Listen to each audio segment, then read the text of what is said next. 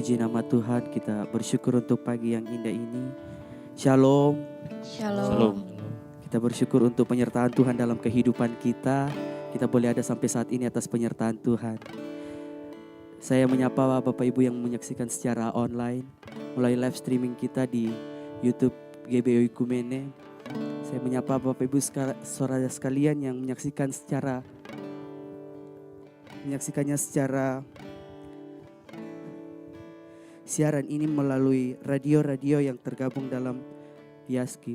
Mari kita siapkan hati kita pada pagi hari ini, kita datang menyembah Tuhan. Sebelum itu mari kita berdoa. Bapa, kami mengucap syukur Tuhan untuk penyertaan-Mu dalam kehidupan kami Tuhan. Kami boleh ada sampai saat ini atas penyertaan-Mu, atas bimbingan-Mu, atas kasih-Mu dalam kehidupan kami Tuhan. Terima kasih untuk hari baru yang masih Engkau berikan kepada kami. Terima kasih untuk nafas baru yang masih Engkau berikan kepada kami. Tiba saatnya Tuhan, kami akan datang memuji dan menyembah nama-Mu Tuhan. Ini yang menjadi doa kami Tuhan. Dari awal pertengahan hingga berakhirnya ibadah kami serahkan ke dalam tangan pengasihan-Mu. Di dalam nama Tuhan Yesus Kristus. Haleluya. Amin. Engkau ajaib Tuhan dalam kehidupan kami. Engkau dahsyat dalam setiap langkah kehidupan kami Tuhan. Kekuatan selalu ada dalam kehidupan kami.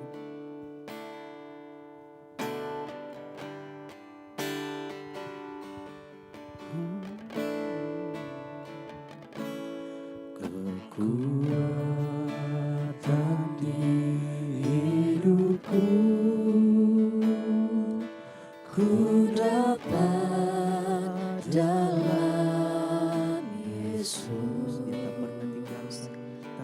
Dia tak pernah tinggalkanku, setia menolong. Sekali lagi kita ulang pujian ini dari awal. Kekuatan hidupku. Hidupku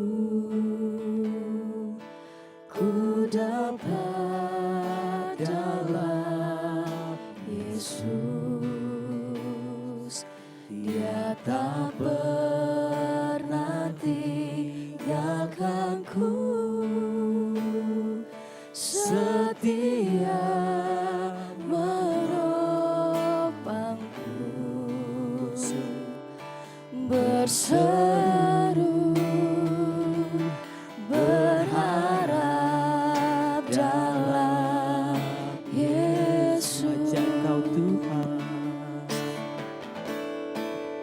ajaib Kau Tuhan, penuh kuasa, sanggup pulihkan keadaanku. Dalam tangan-Mu seluruh hidupku tak akan goyah selamanya.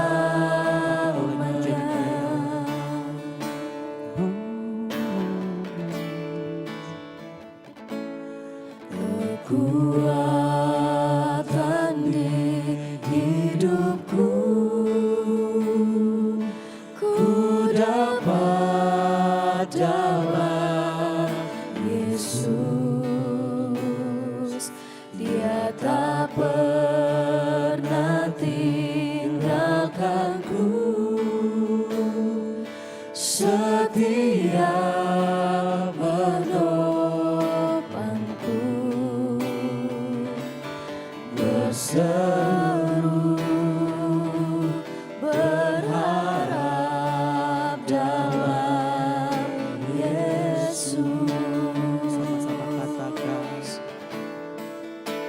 ajaib Kau Tuhan, penuh kuasa, sanggup pulihkan keadaanku. Dalam tangan-Mu seluruh hidupku tak akan goyah selamanya. Ajaib Kau Tuhan,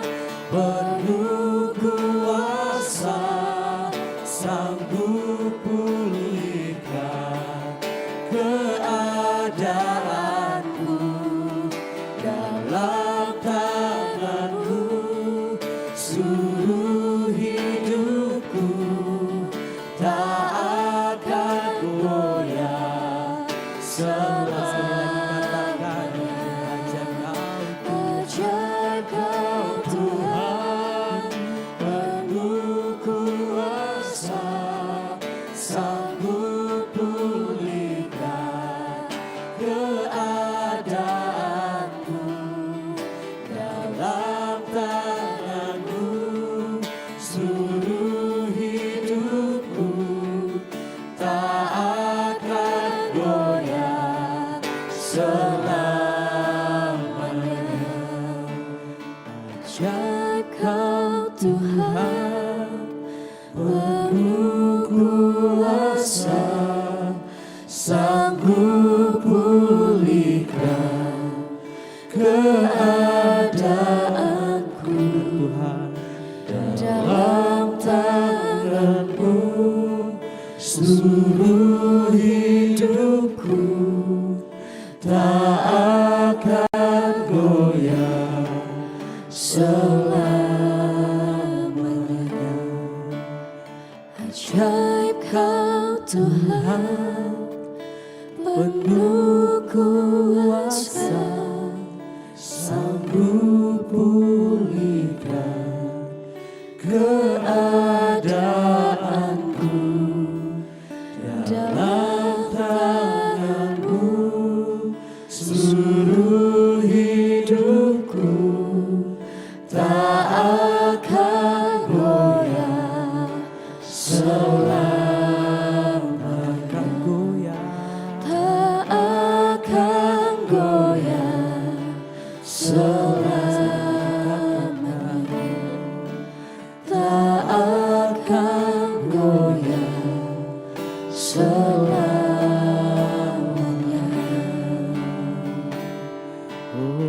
Sungguh ajaib, sungguh luar biasa kasih-Mu. Kau yang mampu memulihkan setiap kami. Kau yang mampu mengubahkan. Yesus, sungguh besar kasih-Mu Tuhan. Pagi hari ini kami naikkan sembah kami, kami naikkan syukur kami. Semuanya bagi-Mu, segalanya untuk-Mu, segala hormat pengagungan kepada Allah yang ajaib.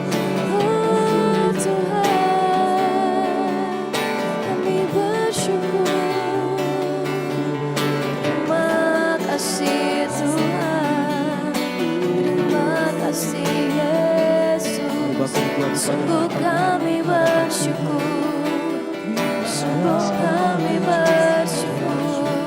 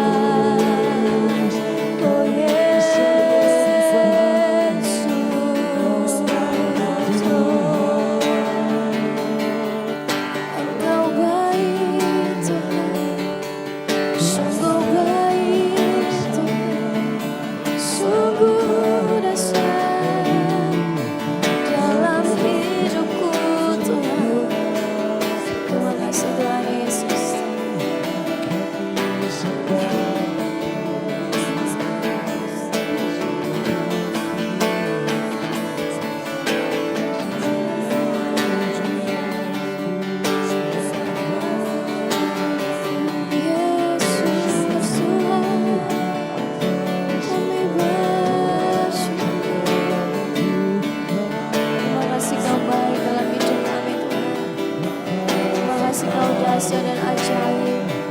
Sungguh heran perbuatanmu Tuhan, sungguh dahsyat. Oh Yesus, oh Yesus, Allah Tuhan, Allah hidup kami Tuhan. Oh Yesus, terima kasih Tuhan Yesus.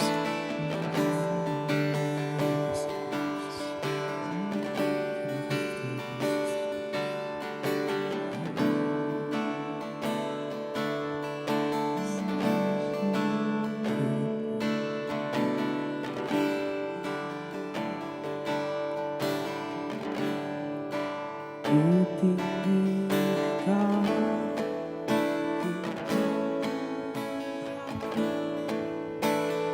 melebihi Segala lebih dalam ku menyembah dalam roh dan kebenaran.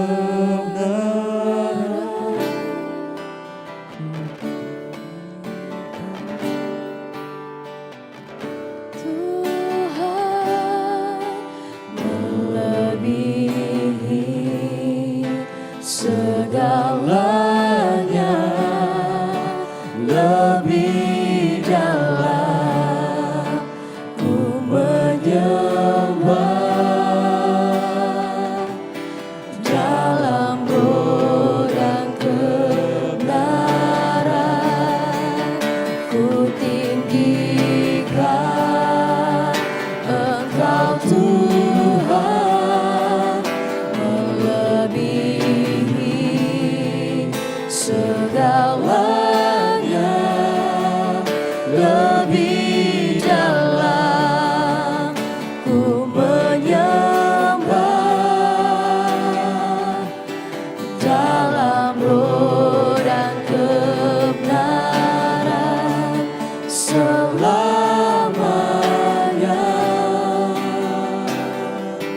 dalam roh dan kebenaran selamanya,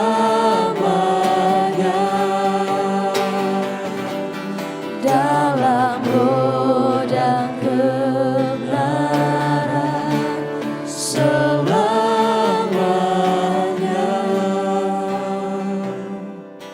Terima kasih Bapa yang baik dalam hidup kami. Kami tinggikan Engkau Bapa. Terima kasih buat pagi hari ini kami boleh ada sebagaimana kami ada semua karena kasih Tuhan. Tuhan, pada saat ini kami setiap anak-anak-Mu di ibadah kami, Bapa, kami mau belajar akan firman Tuhan. Kami mau bersama-sama sharing akan firman-Mu Bapa. Engkau bukakan Tuhan untuk setiap kami, apa yang Tuhan mau sampaikan kepada pribadi lepas pribadi, biar Engkau yang menyatakannya Tuhan. Kami serahkan ibadah ini Tuhan dalam tangan-Mu, biar Engkau campur tangan. Terima kasih Bapa yang baik, di dalam nama Tuhan Yesus Kristus sama-sama katakan amin. Silakan duduk.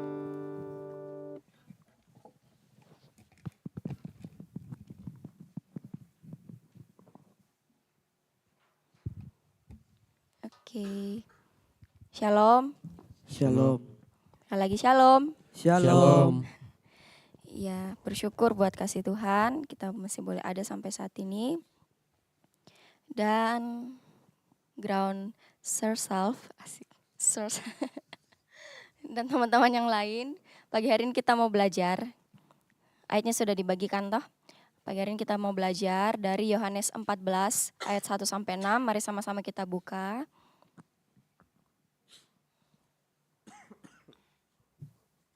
Yohanes 14 ayat 1 sampai 6. Mari kita baca bersama-sama. Yohanes 14 ayat 1 sampai 6 firman Tuhan. Janganlah gelisah hatimu. Percayalah kepada Allah, percayalah juga kepadaku.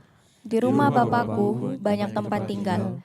Jika tidak demikian, tentu aku mengatakannya kepadamu, sebab aku pergi ke situ untuk menyediakan tempat bagimu. Dan apabila aku telah pergi ke situ dan telah menyediakan tempat bagimu, aku akan datang kembali dan membawa kamu ke tempatku, supaya di tempat di mana aku berada, kamu pun berada. Dan kemana aku pergi, kamu tahu jalan ke situ. Kata Thomas kepadanya, Tuhan, kami tidak tahu kemana engkau pergi. Jadi bagaimana kami tahu jalan ke situ? Kata Yesus kepadanya, Akulah jalan dan kebenaran dan hidup. Tidak ada seorang pun yang datang kepada Bapa kalau tidak melalui aku. Amin, firman Tuhan. Saya rasa ayat ini sudah sangat sering kita baca, bahkan sangat sering kita dengarkan di kesaksian-kesaksian di mana biasa orang menyaksikan Tuhan berbicara lewat mimpinya ataupun Tuhan menampakkan dirinya dan Tuhan berkata seperti dari Yohanes 14 ayat 6 ini. Ada yang pernah mendengarkan seperti itu? Kayak dinyatakan Tuhan Yesus menyatakan dirinya bahwa akulah jalan dan kebenaran dan hidup. Tidak ada seorang pun yang datang kepada Bapa kalau tidak melalui aku. Nah, karena saya yakin dan percaya kita semua sudah membaca dan merenungkannya. Oh ya, sebelumnya mungkin kita perlu memahami dulu. Di Yohanes 14 ayat 1 sampai 6 ini merupakan kayak momen terakhirnya Tuhan Yesus menyampaikan pengajaran ke murid-muridnya. Kalau teman-teman semua baca di perikop sebelumnya, kisah ini terjadi setelah Yesus membasuh kaki murid-muridnya. Terus Yesus memperingatkan tentang bahwa ada salah satu muridnya yang akan mengkhianati dia, yaitu Yudas Iskariot, tapi saat itu muridnya masih belum mengerti. Dan terus di perikop sebelumnya juga Tuhan Yesus memperingatkan Petrus karena Petrus bilang, Tuhan kemanakah engkau pergi? Jawab Yesus, ke tempat aku pergi engkau tidak dapat mengikuti aku sekarang, tetapi kelak engkau akan mengikuti aku. Lalu Petrus dengan sifatnya seperti yang kita tahu, Tuhan, mengapa aku tidak dapat mengikuti engkau sekarang? Aku akan memberikan nyawaku bagimu. Terus Tuhan Yesus bilang, aduh anak ini, sebelum engkau berkata engkau akan memberikan nyawamu kepadaku. Nah Tuhan Yesus bilang, sesungguhnya aku berkata kepadamu, sebelum ayam berkokok engkau telah menyangkal aku 3 kali. Jadi perlu dipahami bahwa ini adalah saat-saat Tuhan Yesus mau berpisah sama muridnya sebelum ditangkap dan kemudian disalibkan. Jadi Tuhan Yesus membukakan dan menyatakan setelah ia pergi, hendaklah muridnya seperti apa dan lain sebagainya. Nah saat itu tentu bagaimana perasaannya kalau kita sudah mengikuti seseorang, memberikan seluruh hidup kita dan menyaksikan segala perbuatannya yang ajaib, mujizat-mujizat dan lain sebagainya. Dan namanya dimasyurkan, terus kita sudah menanggalkan segalanya, terus tiba-tiba orang tersebut bilang, tidak lama lagi waktuku dengan engkau. Seperti itu. Nah kira-kira apa yang dirasakan oleh murid-murid saat itu? Mungkin teman-teman bisa renungkan. Makanya pada Yohanes 14 ayat 1 Tuhan Yesus bilang, janganlah gelisah hatimu. Nah jadi itu yang dirasakan murid-murid saat itu saat hendak ditinggalkan oleh seseorang yang berharga bagi mereka. Yang sudah mereka ikuti selama ini, di mana mereka menanggalkan segalanya, keluarga mungkin, pekerjaan mungkin, dan lain sebagainya. Nah, pagi hari ini kita sama-sama diskusi apa yang teman-teman dapat, apa yang dibukakan bagi teman-teman semua setelah teman-teman baca ayat ini. Mungkin dimulai dari kiri atau kanan? Oh, kananku di. Iya, mungkin boleh mulai dari Yudis. Bisa mulai dari ayat 1 mungkin, atau ada ayat lain yang kamu poinnya dapat dari situ.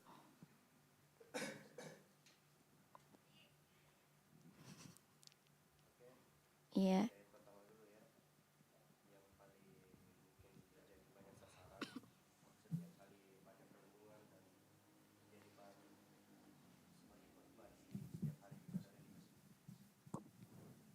Cek. Sudah? Ya. Mungkin saya di ayat 1 berbunyi, janganlah gelisah hatimu, percayalah kepada Allah, percayalah juga kepadaku. Aku dengar awalan kata huruf besar berarti dialah Allah. Amin. Seperti yang tertulis di ayatnya, kalimat seperti ini di ayat pertama itu sudah sering digunakan pasti di banyak bahan khotbah, renungan, maupun sebagai pegangan hidup kita untuk aktivitas kita setiap harinya. Janganlah gelisah hatimu.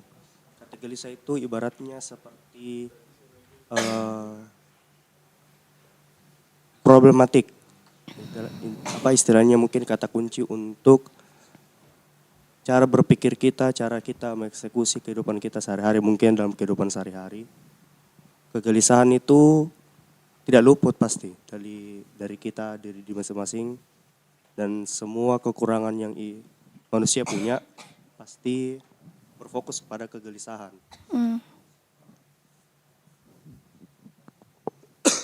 Padahal di sini seperti tadi yang mungkin Cerin sempat bawakan, bahwa ini adalah menjadi kata-kata terakhir saat di rumah Bapa, saat Tuhan Yesus momen terakhirnya bersama murid-murid. Bahkan dalam saat momen itu pun kegelisahan murid-murid itu ibaratnya menjadi, ya sebelumnya tadi saya bilang, problematik dari kehidupan manusia sampai terbawa di generasi kita juga. Orang tidak mungkin tidak kayak tidak gelisah lah ibaratnya. Tapi Tuhan tetap bilang di sini, percayalah kepada Allah, percayalah juga kepada aku. 2 statement. Yesus meminta kita percaya kepada Allah dan percayalah juga kepadanya, Tuhan Yesus. Secara langsung di sini ibaratnya kayak gak usah pusing. Ngapain mau gelisah? Ada saya kok, ada Allah yang. Amin. Apapun yang kalian gelisahkan, pasti ada jalan. Entah itu dalam kehidupan sehari-hari, bahkan dalam murid Tuhan Yesus di sini, apapun yang kalian lakukan tanpaku, jangan gelisah. Tetap percayalah kepada aku. Mungkin itu saja, terima kasih. Oke, terima kasih Yudis. Jadi seperti yang disampaikan sama Yudis ya, kegelisahan hati itu entah kita mau ditinggalkan oleh seseorang yang sudah lama bersama kita atau gelisah dalam hal lain, itu seringkali terjadi. Dan Tuhan Yesus menyatakan di sini, janganlah gelisah hatimu, percayalah kepada Allah, percaya juga kepada aku. Dan saya tangkap juga tadi Yudi sempat bilang bahwa secara tidak langsung saat Yesus bilang percayalah kepada Allah, percaya juga kepada aku, yang menyatakan bahwa dirinya adalah Tuhan, ya Bapa, yang berdaulat atas segala sesuatunya. Dan saat itu juga sebenarnya Tuhan Yesus tahu semua hal yang akan terjadi, kesusahan yang akan terjadi, yang akan dihadapi oleh murid-muridnya, bahkan nanti saat murid-muridnya akhirnya menjadi seorang martir dan sebagainya, dan kematian mereka adalah hal yang tidak wajar secara manusia. Tuhan Yesus tahu semua yang akan mereka alami setelah Tuhan Yesus meninggalkan mereka. Nah, makanya diteguhkan lagi, disampaikan lagi kepada Tuhan Yesus bahwa janganlah gelisah hatimu, percayalah kepada Allah, percayalah juga kepadaku. Nah, mungkin banyak ada dari kita yang pernah mengalami kegelisahan, ya, kegelisahan hati ini, atau kecemasan, ketakutan, atau keraguan dalam kehidupan sehari-hari. Juga boleh sampaikan, mungkin ada yang pernah mengalaminya. Terus ada lagi dari siapa ya? Tamariska mungkin? Self. Oh ya. Oh Taci, baliat ke kita.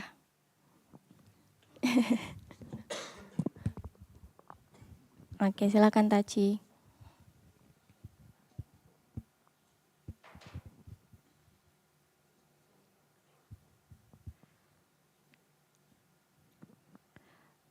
Mungkin saya mau mengambil dari ayat yang kedua, melanjutkan dari Kak Yudis tadi. Di situ dibilang bahwa di rumah Bapakku banyak tempat tinggal. Jika tidak demikian, tentu aku mengatakannya kepadamu, sebab aku pergi ke situ untuk menyediakan tempat bagimu. Untuk di ayat ini yang kutangkap itu di sini Tuhan Yesus bilang bahwa di rumah Bapakku banyak tempat tinggal. Dan yang menurutku untuk kata rumah di sini bukan hanya sebuah tempat, tapi di mana kita bisa mendapat ketenangan yang memang berasal dari Tuhan, yang karena dengan Tuhan kita bisa memiliki hidup yang lebih baik dibanding sebelumnya. Dan juga Tuhan Yesus juga bilang, sebab aku pergi ke situ untuk menyediakan tempat bagimu. Jadi di sini kita bisa pahami bahwa Tuhan Yesus itu sudah menyiapkan tempat untuk diri tak masing-masing dengan jalannya masing-masing, dengan prosesnya kita masing-masing. Gitu. Betul. Cukup mungkin itu saya. Oke, terima kasih Taci. Jadi Taci ambil dari ayat yang kedua. Di rumah Bapakku banyak tempat tinggal. Jika tidak demikian, tentu aku mengatakannya kepadamu. Sebab aku pergi ke situ untuk menyediakan tempat bagimu. Siapa yang percaya kita semua akan kembali bersama Tuhan nanti? Angkat tangan. Amin. Saya. Oh, Jadi ya betul ya yang disampaikan Taci. Tuhan punya prosesnya masing-masing untuk kita semua, jalannya masing-masing untuk kita semua. Kita didewasakan dengan cara yang berbeda-beda karena Tuhan yang Maha mengetahui kemampuan kita. Lalu sesungguhnya kata rumah ya, tadi juga disampaikan kata rumah di sini itu seperti yang kayak tempat kita kembali pulang, tempat kita merasa nyaman, merasa diterima. Ya, teman-teman tahu lah arti rumah bagi teman-teman itu apa toh? Saat pulang kampung, yang mahasiswa dan lain sebagainya, rumah itu kayak selalu jadi tempat yang terbuka. Orang-orang bilang lampunya selalu nyala saat saya datang, asik. Yang selalu menyalakan lampunya saat saya datang, yang selalu bercengkrama dan mendengar setiap cerita kita. Nah, ada hal yang menarik di sini saat kemarin saya minta pencerahan sama bapaknya, sama Kak Esra. Coba teman-teman perhatikan di kalimat yang pertama, di rumah Bapakku banyak tempat tinggal. Secara tidak langsung, Tuhan menyatakan kepada kita semua, kalau banyak tempat tinggal berarti artinya apa? Apa kira-kira yang Tuhan maksudkan? Apa kira-kira yang Tuhan rindukan untuk kita lakukan? Ada teman-teman yang mau berbicara? Banyak tempat tinggal itu apa sih yang Tuhan maksud di situ? Banyak yang diselamatkan. Seperti itu ya. Sejak bilang itu kemarin sih. Secara harafiah kayak kita artikan seperti itu toh.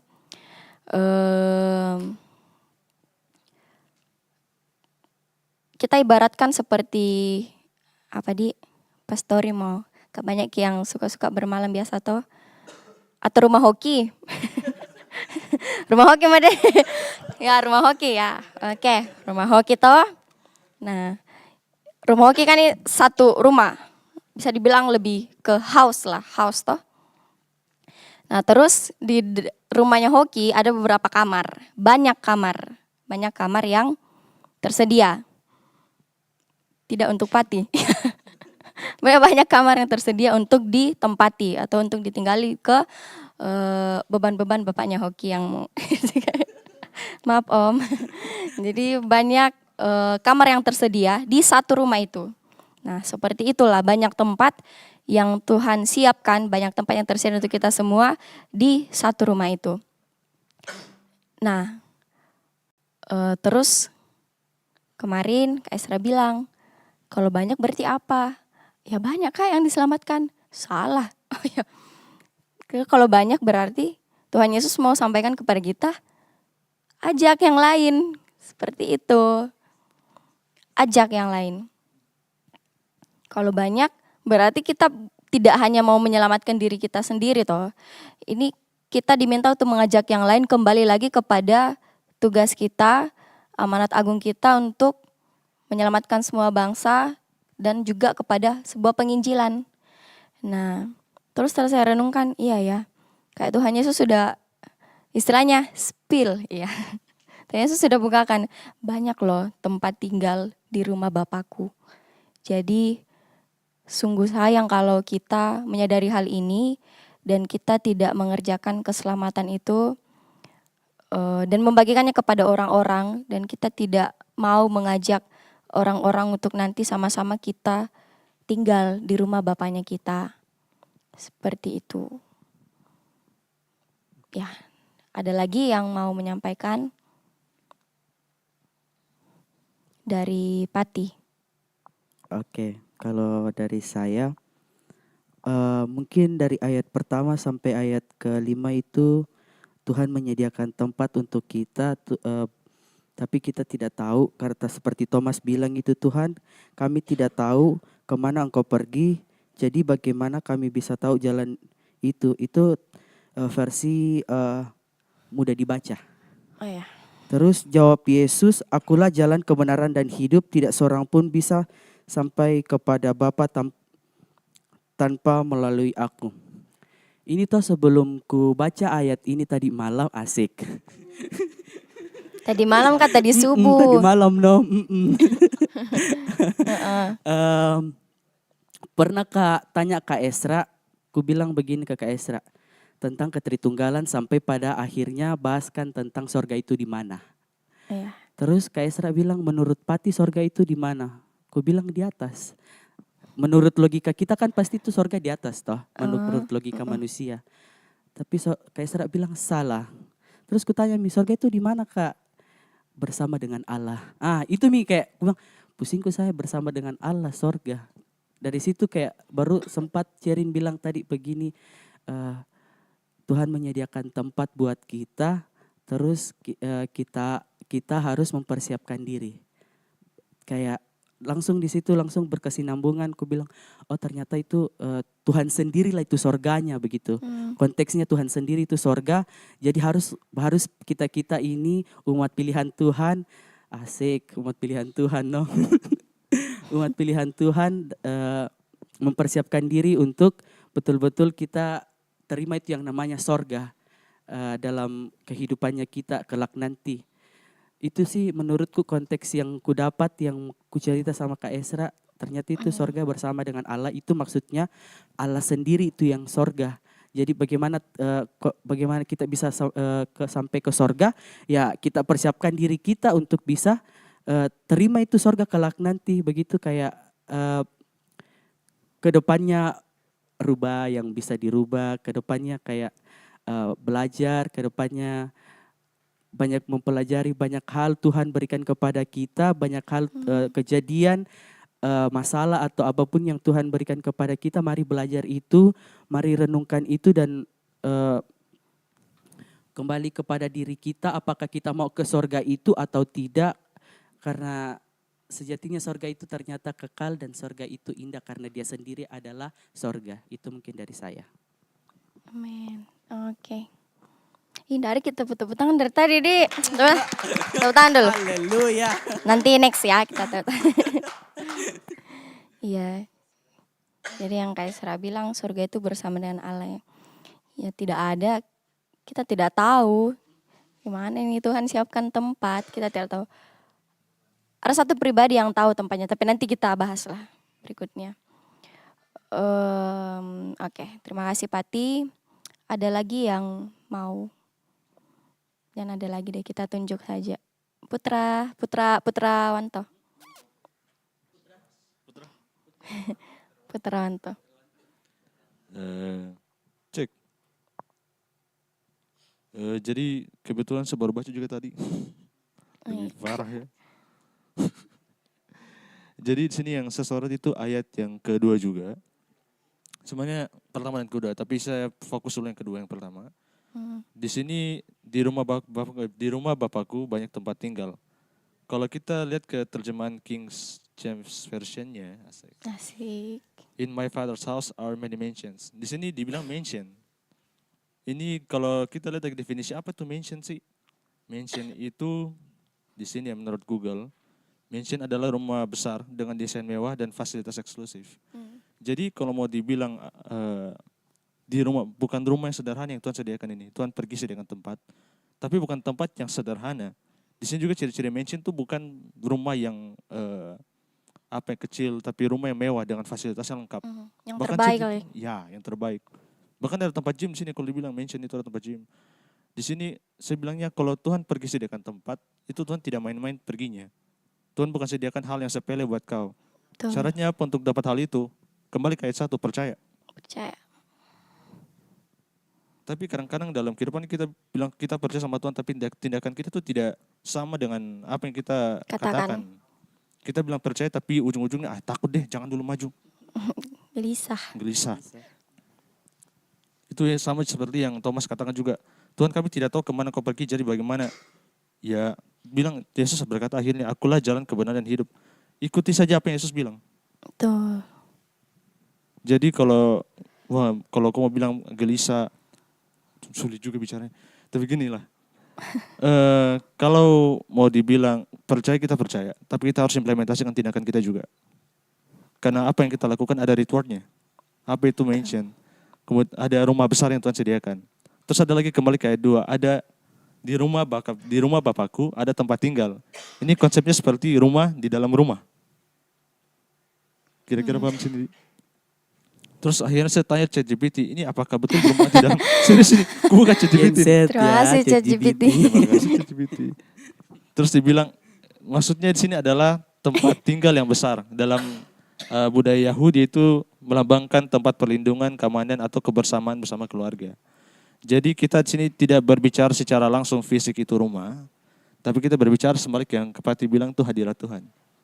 Jadi mungkin dalam sini apa ya, surga itu seperti kita berada dalam hadirat Tuhan, tapi kebahagiaan yang penuh begitu, seluruh kebutuhan kita itu Tuhan sudah sediakan di dalam rumah yang Tuhan akan sediakan nantinya. Amin. Mungkin itu saya dulu. Ya, tepuk tangan. Luar biasa ya, Putra Wanto. Ya. Tengah tawa, kasih jeda dulu. Jadi seperti yang dikatakan, banyak tadi ya poin-poin yang disampaikan sama Putra. Yang pertama yang kutangkap itu jangan hanya kita bilang iya percaya, tapi tidak diimplementasikan di perbuatannya kita. Mungkin bisa saja kayak kegelisahan, ketakutan, keraguan itu muncul. Apatah lagi toh bisa dibilang ini apa ya, kita tidak melihat secara fisik siapa yang kita sembah dan tidak merasakan secara fisik siapa yang kita sembah. Nah, mereka saja murid-murid saat itu melihat, apatah lagi kita. Nah, tapi suatu kebanggaan yang besar, suatu hal yang luar biasa kalau kita betul-betul menghidupi iman percaya kita kepada Tuhan itu. Dan kita tahu bahwa akhirnya nanti itu kita akan bersama dengan Bapa. Karena sesungguhnya bukan di dunia rumahnya kita. Pernah enggak teman-teman sadari saat kita bilang toh, dalam bahasa Inggris ini percakapan bahasa Inggris yang biasa kita ini di SD lah. Where do you live? Asik. Where do you live? Kita biasa, tiba-tiba Jenny lewat. Kita biasa bilang toh seperti ini. Kita tidak bilang my house in atau my home in. Terlepas dari konteks pertanyaannya yang kita harus menjawab I live in. Karena memang sesungguhnya rumah kita itu kita akan pulang nanti bersama Bapa. Terus yang disampaikan juga Putra tadi, rumah bukan rumah di sini bukan hanya artinya sebagai suatu bangunan atau secara fisik, tapi bagaimana rumah bersama Bapa ini kehadirat bersama Bapa bersama dengan Tuhan dalam hadiratnya, itulah rumah. Itulah salah satu definisi rumah yang bisa kita ambil. Oke, jadi itu yang disampaikan Putra. Sebelum saya minta lagi atau dengar lagi dari teman-teman. Di sini kan Thomas bertanya ya, Tuhan, kami tidak tahu kemana Engkau pergi. Jadi bagaimana kami tahu jalan ke situ? Dari ayat ini kita sadar bahwa ini manusia cenderung memang harus tahu step by stepnya, cenderung harus tahu mana jalannya, seperti itu toh. Kayak kalau disampaikan kepada kita, jangan mau kau takut, jangan mau khawatir, percaya saja kepada saya. Atau misalnya contoh, gimana ya? Kita mau pergi ke suatu tempat toh, kita mau pergi ke suatu tempat, kita misalnya bawa motor lah. Nah, terus yang di depannya kita ini bilang, jangan mau kau takut, percaya saja, ikuti mak. Nah, pasti secara tidak langsung kita sebagai manusia cenderung, bagaimanakah jalan ke sana? Beginikah, bagus jika belok-belok bagaimana? Nah, kita biasa bilang begitu toh.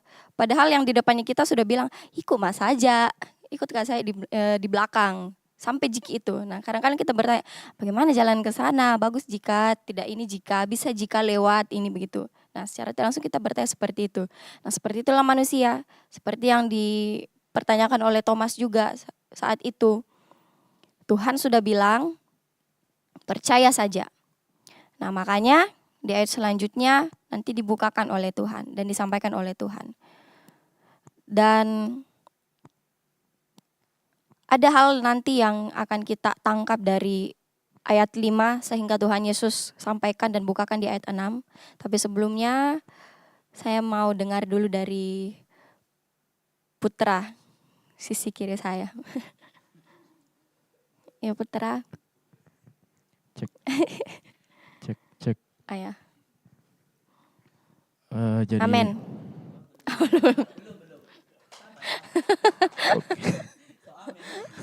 jadi seperti yang sudah disampaikan kebanyakan teman-teman tadi, yang saya dapat di sini yang di ayat 6, kata Yesus kepadanya, Akulah jalan dan kebenaran dan hidup. Tidak ada seorang pun yang datang kepada Bapa kalau tidak melalui aku. Nah, di sini Tuhan sudah jelas bilang bahwa jika kamu mau tidak secara langsung sih, ke sorga, maka harus hidup di dalam aku, harus ikuti ajaranku, apapun itu.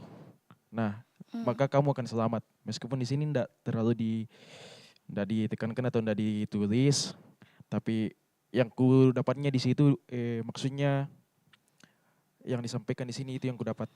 Nah, terus di sini kembali ke ayat 1, janganlah gelisah hatimu, percayalah kepada Allah, percaya jugalah kepada aku. Nah, di sini kita tahu kekhawatiran itu bukan cuma kekhawatiran bilang nanti kita masuk, kalau kita mati kita masuk surga kah, neraka kah,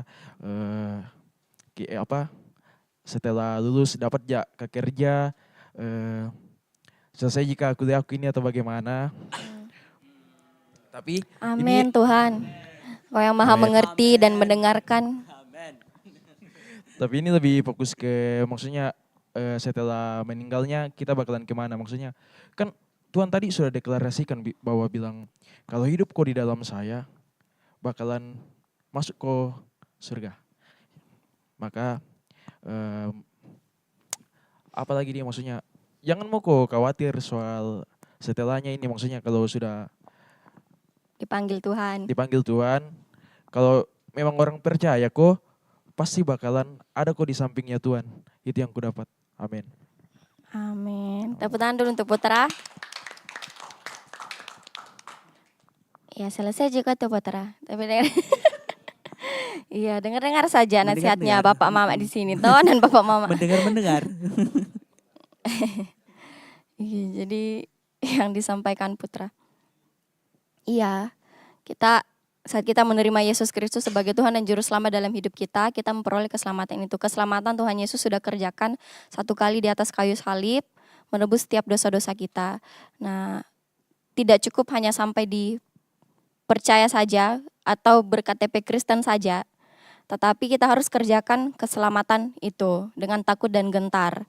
Nah, seperti yang disampaikan juga oleh Putrawanto tadi toh, kita harus tetap kerjakan keselamatan itu karena kita tidak tahu kapan harinya datang. Nah, karena Putra sudah membahas mengenai meninggal, kita tidak tahu kapan selesai waktunya kita di dunia. Di training ground ini kita tidak tahu kita selesai kapan. Kita tidak tahu. Jadi tetap kerjakan keselamatan yang Tuhan sudah kerjakan dan karunia anugerahkan untuk setiap kita.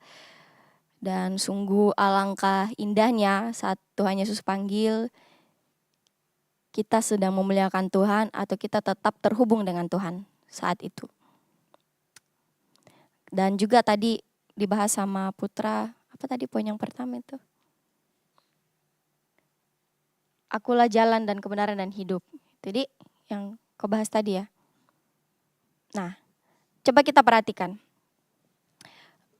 Sebenarnya di ayat 5 itu, ya 5 dulu ya Putra. Di ayat 5 itu, kan Thomas bertanya-tanya toh, di mana, bagaimana supaya sampai ke sana. Nah, untuk sampai kepada yang Tuhan sudah siapkan kepada kita semua, bersama dengan Bapa, itu bukan berbicara tentang bagaimana bentuk jalannya ke sana, bagaimana rutenya ke sana, step-stepnya bagaimana. Tapi ada yang tahu enggak ini sebenarnya untuk sampai kepada itu bicara tentang apa? Connect nanti di ayat 6. Ada yang tahu? Bukan siapa, bukan bagaimana, apa.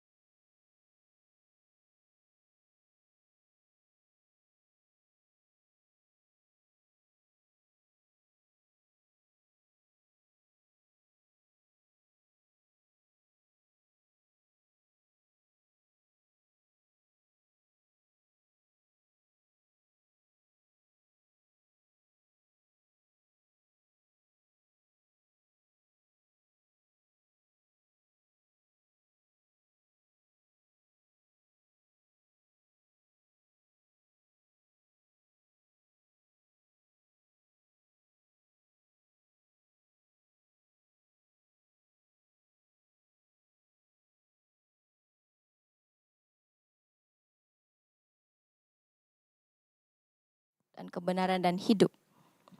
Oke, sampai di situ dulu.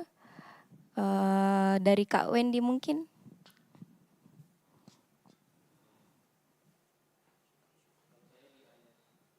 Kalau saya di ayat yang ketiga, dan apabila aku telah pergi ke situ dan telah menyediakan tempat bagimu, aku akan datang kembali dan membawa kamu ke tempatku, supaya di tempat di mana aku berada, kamu pun berada. Jadi yang saya pahami dari ayat ini tuh Tuhan Yesus memberitahukan tentang kedatangannya yang kedua kali untuk Ya. menjemput kita. Betul. Terus yang saya tangkap juga di sini bahwa kenapa sih kita nggak dibawa sekalian gitu sama Yesus kalau memang kita sudah menerima keselamatan. Jadi yang saya dapat bahwa di dalam masa penantian itu Tuhan mau kita berjuang mempertahankan iman kita. Seperti kata Paulus bahwa hidup ini adalah perlombaan rohani. Jadi untuk mencapai garis finish. Jadi yang saya pahami bahwa selama kita hidup di dunia ini, kita harus terus berjuang mempertahankan iman kita, walaupun kita sering jatuh bangun, tapi kita harus bangkit lagi untuk mempertahankan iman kita sampai kedatangan Tuhan Yesus yang kedua kalinya. Terus seperti yang Cerin bilang tadi, di sana Bapak menyediakan tempat tinggal bagi kita dan itu banyak. Jadi selain tugas pekerjaan kita di dunia ini, selain berjuang mempertahankan iman kita, kita juga harus menginjili orang lain, mengajak sebanyak-banyaknya orang yang belum percaya kepada Yesus untuk ikut, supaya mereka juga bisa menikmati tempat tinggal yang disediakan oleh Tuhan ya. Saya yakin di sini teman-teman banyak dari kita yang punya teman-teman atau bahkan keluarga sendiri yang berbeda keyakinan. Jadi itulah pekerjaan yang Tuhan kasih buat kita untuk ngajak mereka supaya dapat tempat tinggal. Ya, saya pribadi tumbuh dan besar di keluarga yang berbeda agama. Orang tua saya beda agama, jadi ini bagi saya ayat ini menguatkan saya untuk bagaimana caranya saya untuk mengajak orang tua saya supaya bisa tinggal sama-sama di Amin. seperti itu sih. Siap. Tepuk tangan untuk Kak Wendy. Ya. Tuhan pasti tolong dan mampukan ya Kak. Ya seperti yang disampaikan Kak Wendy dari ayat 3 ya. Kak Wendy ambil dari ayat 3. Sebenarnya kalau kita perhatikan lagi dari ayat ini, ada satu hal yang bisa kita tangkap dari ayat ini. Tuhan Yesus bilang, dan apabila aku telah pergi ke situ dan telah menyediakan tempat bagimu, aku akan datang kembali dan membawa kamu ke tempatku. Kita dijemput loh guys. Aku akan datang kembali dan membawa kamu ke tempatku, supaya di tempat di mana aku berada, kamu pun berada. Berarti kita bisa bilang, Tuhan Yesus tahu jalan ke sana. Karena ia sendiri adalah jalannya. Jadi tidak usah ada lagi keraguan di setiap hati kita. Tidak usah lagi timbul sampai ndak ya kita ke sana. Karena Tuhan Yesus tahu, tetap seperti yang Kak Wendy tadi bilang, fokus saja di masa penantian ini, tetap kerjakan apa yang menjadi bagiannya kita, pertahankan iman keselamatan kita, dan karena kita tahu banyak tempat yang Tuhan siapkan, Tuhan Yesus rindukan keselamatan semua orang, maka kita harus mengerjakan itu mulai dari lingkungan terdekatnya kita dulu lah. Nah, kita kerjakan dulu dari orang-orang lingkungan terdekatnya kita itu mulai dari keluarga, lingkungan sekitar, kampus, komunitas, dan lain sebagainya. Itulah sebenarnya orang-orang yang Tuhan titipkan, yang Tuhan percayakan untuk kita semua, untuk kita membagikan keselamatan itu. Untuk kita menyampaikan kabar keselamatan itu. Dan ya seperti yang Kak Wendy alami dan rasakan, kalau kita tahu itu adalah tugas kita, maka kerjakanlah. Tapi secara manusia mungkin memang kita tidak mampu toh. Kita tidak bisa, kayak kita tidak tahu apa yang mau saya bilang Tuhan. Nah, saya pun secara pribadi adalah di keluargaku yang berpindah agama, bisa bilang seperti itu. Dan sampai sekarang kita masih terus mendoakan dan Tuhan bukakan jalan bagaimana cara atau bagaimana Tuhan mau kami mendapat jiwa itu kembali. Karena kami tidak mampu kalau bukan Tuhan yang tolong. Nah, seperti itu yang harusnya kita terus kerjakan.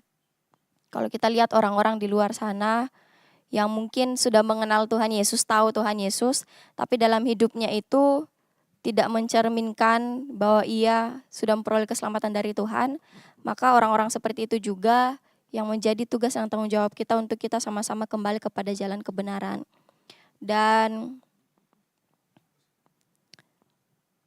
di ayat 3 ini, selain kita bisa yakin dan percaya bahwa Yesus tahu jalan ke sana karena ia adalah jalannya, kita yakin dan percaya juga bahwa Tuhan Yesus akan datang untuk kedua kalinya. Ada yang pernah membayang-bayangkan? Atau ada yang pernah mimpi orang diangkat baru dia tertinggal? Aduh, masih peringatan ya. Masih peringatan itu. Iya, kalau kayak mau membayangkan itu kayak Mau Kak bertanya, asik. Mau Kak bertanya, Cia. jelek perasaan itu. Ya silakan Pati. Kan mau bilang tadi membayang-bayangkan tentang ke sana. Apa? Mm-mm. Apa tadi? Bagaimana kalau Tuhan Yesus datang kedua? Yang mana? Saya bilang Terangkat. seperti itu. Pernah, iya yang terangkat Iya, yang bersama Bapa. Bagaimana dengan konteks mati suri? Itu pertanyaanku. Yang Tuhan Kayak ada serak. banyak orang kayak serak. maaf. Mati suri. Iya, bagaimana konteks dengan mati suri yang banyak di luar sana, bahkan ada film yang mengangkat tentang cerita itu. Bagaimana konteks tentang naik ke surga? Itu. Oh, yang kayak Menurut penglihatan. menurut pemahaman ngana no. Kalau menurut saya ya, nanti dikoreksi kembali oleh Kak Isra atau Kak Peter. Saya tidak melihat dari apa ya, sisi kayak kenapa ada orang yang kayak mati suri seperti itu, kenapa bisa dan lain sebagainya. Tapi saya lebih melihat, dan memang di Alkitab itu dinyatakan bahwa kayak akan ada penglihatan-penglihatan ke orang-orang yang Tuhan karuniakan seperti itu toh. Dan saat ia memperoleh penglihatan-penglihatan itu bukan maksud dan tujuan lain, tetapi untuk disampaikan dan dibukakan kepada kita yang ada di dunia ini.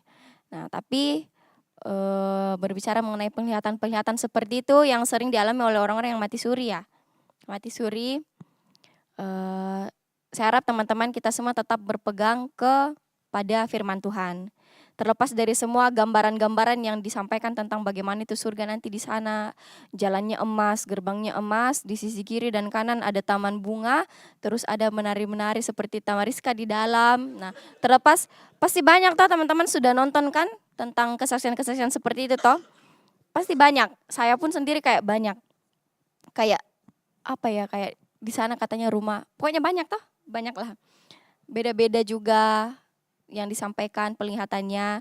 Nah, kembali lagi, apapun nanti bentuk dan tampakannya yang Tuhan siapkan surga itu seperti apa, kembali ke yang kau bilang sebelumnya Pati. Sesungguhnya definisi surga itu bersama dengan Allah. Mau bagaimanapun nanti yang kita tidak tahu bagaimana gambarannya, dan saya yakin pasti sangat indah yang tidak pernah dibayangkan, yang tidak pernah kau lihat di dunia, yang tidak pernah keindahannya dan kenyamanan yang kau rasakan di dunia, itu yang akan kita rasakan nanti. Bersama dengan Bapa Sang Pencipta ini. Tuhan, bersama Raja segala Raja begitu. Coba renungkan teman-teman, kayak coba renungkan begitu. Saya sendiri kalau bahas itu kayak merinding sendiri. Yang kayak coba renungkan saat teman-teman bersama dengan Bapa, saat waktunya teman-teman tiba, di mana saat itu teman-teman hanya pusatnya pujian penyembahan, memuji Tuhan, bersorak-sorak bagi nama Tuhan, tidak ada hal lain. Betapa indahnya itu. Ya, kalau kita tahu tempat kita pulang nanti indah, dan kalau kita tahu tempat kita pulang nanti bersama Bapa, tetap fokus kerjakan hal yang baik dan benar.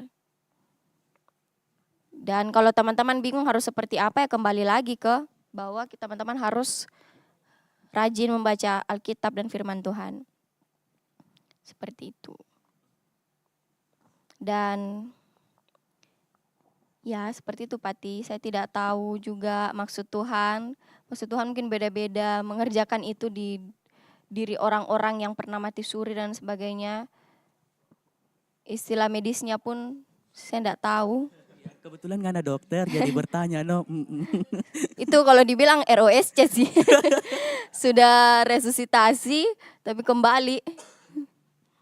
Ya seperti itu.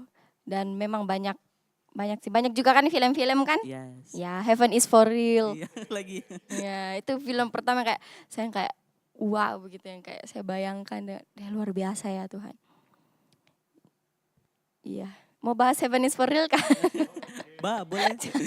Pokoknya saya ingat sekali tuh kayak di sana mereka apa ya, pokoknya fokus menyembah Tuhan, memuji Tuhan. Dan sebenarnya satu yang mau disampaikan dari semua kesaksian itu, kalau kita sadar ya, semua kesaksian, semua penglihatan yang disampaikan dan lain sebagainya, satu yang mau disampaikan sebenarnya dan menjadi penghiburan tak, apa itu? Surga itunya nyata. Oke. Nyata. Thank you Cerin. Ya, sama-sama Pati. Iya. Dan sebelum bahas hal selanjutnya, mungkin dari Tamariska.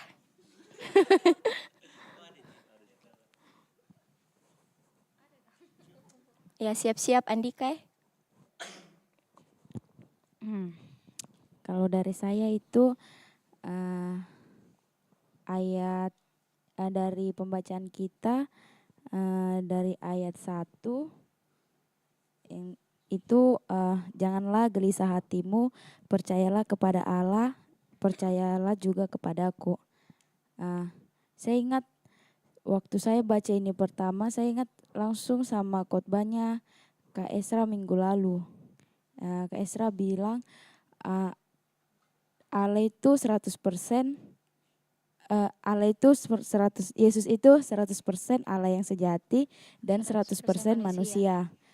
Ketika manusia sejati. Dan ketika saya baca ini ternyata Kak Esra juga bilang mana nih tadi yang aku baca? Melalui Yesus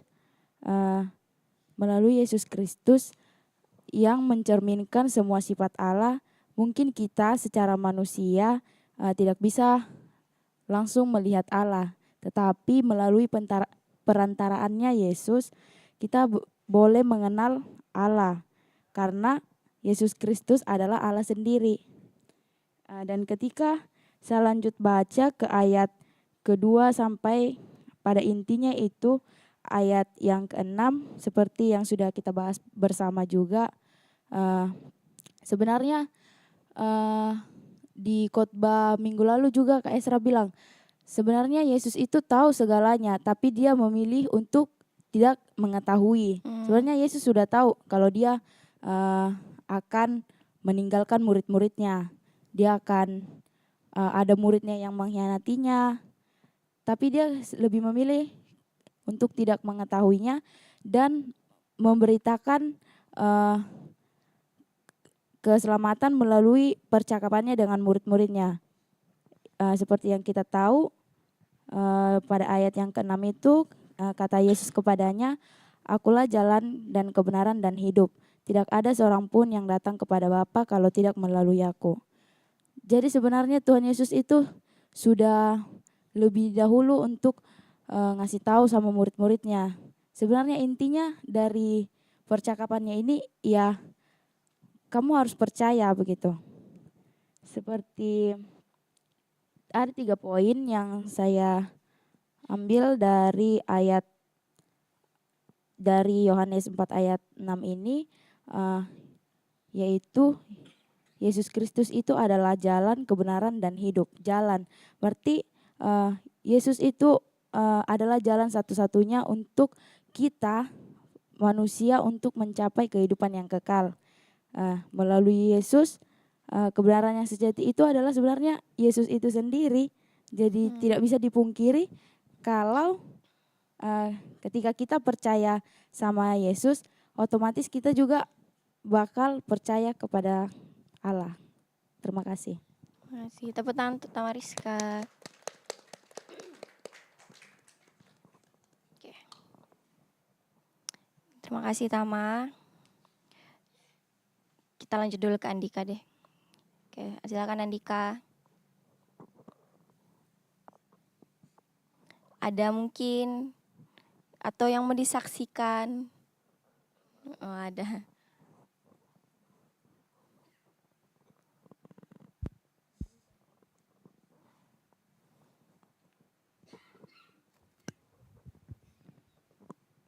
Baik. Ya. Cek. So nyala? Cek. Oh. Nyala enggak ya itu? Nyala. Tidak keras. Cek. Nah, ayatnya di sini kata Thomas kepadanya, "Tuhan, kami tidak tahu kemana Engkau pergi, jadi bagaimana kami tahu jalan itu, kalau jalan itu ke situ?" Kata Yesus kepadanya, "Akulah jalan dan kebenaran dan hidup. Tidak ada seorang pun yang datang kepada Bapa kalau tidak melalui aku." Nah, ini memang bersangkutan sih ayat 5 sama 6. Yang seperti dibilang Tama tadi, kalau Kristus itu adalah jalannya satu-satunya. Nah, seperti yang kita lakukan juga, ya seperti kita membaca firman setiap hari itu adalah juga hal yang suatu kebenaran melalui Allah atau jalan yang sesungguhnya. Kalau kita tidak mendengarkan hal tersebut, itu kita sudah kehilangan arah.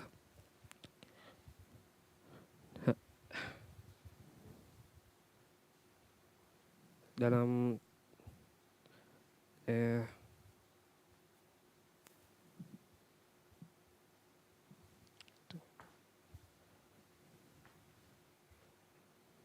dalam taksiran itu dia adalah awal, pertengahan dan akhir.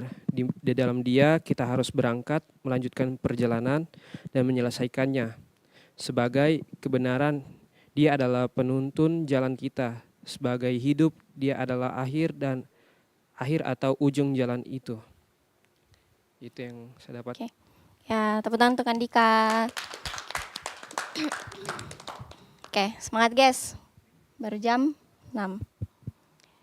Jadi seperti yang disampaikan sama Andika ya, salah satu hal yang kita bisa lakukan untuk menyatakan dan mengaplikasikan iman percaya kita itu dengan mengenal Yesus setiap hari lewat pembacaan firman. Betul, itu adalah hal yang harus kita lakukan, harus kita latih setiap hari. Lalu di pembacaan kita ini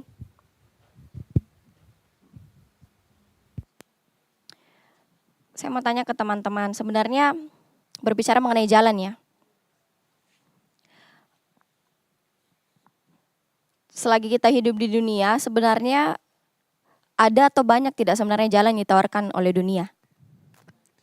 Banyak. Banyak toh? Banyak. Banyak sekali. Tapi jalan itu fokusnya ke Tuhan atau tidak? Ya, cenderung jalan itu fokusnya ke manusia, ke kemanusiaannya kita, ke dagingannya kita. Jadi berbicara, mungkin kalau kita dengar ayat ini, yang Tuhan bilang, tidak ada seorang pun yang datang kepada Bapa kalau tidak melalui aku. Yang kayak, tidak bisa, harus melalui aku. Mungkin kayak secara kalau kita dengar tuh kayak terlalu, tanda kutip mungkin kaku, atau kayak begitu, eksklusif, bisa dibilang seperti itu. Tapi memang kenyataannya seperti itu. Berbicara mengenai tidak ada jalan lain, sebenarnya memang banyak jalan yang ditawarkan oleh dunia, tapi jalan-jalan yang ditawarkan oleh dunia itu fokusnya pada manusianya, bukan kepada Tuhan, tujuan akhirnya kita. Nah, kalau kita sadari juga sebenarnya di kekristenan kita ini, ya kita ada mengerjakan keselamatan. Cuman kalau kita renungkan lagi, sebenarnya Tuhan loh yang berinisiatif. Tuhan yang berinisiatif menunjukkan karya keselamatannya dan Tuhan juga yang berjanji untuk menyelesaikannya. Nah, jadi kurang bersyukur apa lagi kita sebagai manusia dan kurang mau menjaga bagaimana lagi karya keselamatan yang Tuhan karuniakan kepada kita. Kalau kita tidak sadar bahwa iya ya Tuhan kita sebenarnya yang berinisiatif, Tuhan sendiri bahkan yang berjanji untuk menyelesaikannya. Dan bahkan Tuhan bilang aku akan menjemputmu, aku akan datang kembali dan menjemputmu supaya di mana aku berada engkau pun berada.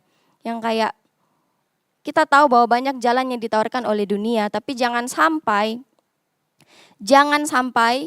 kita keluar dari Yesus itu sebagai satu-satunya jalan dan kebenaran dan hidup.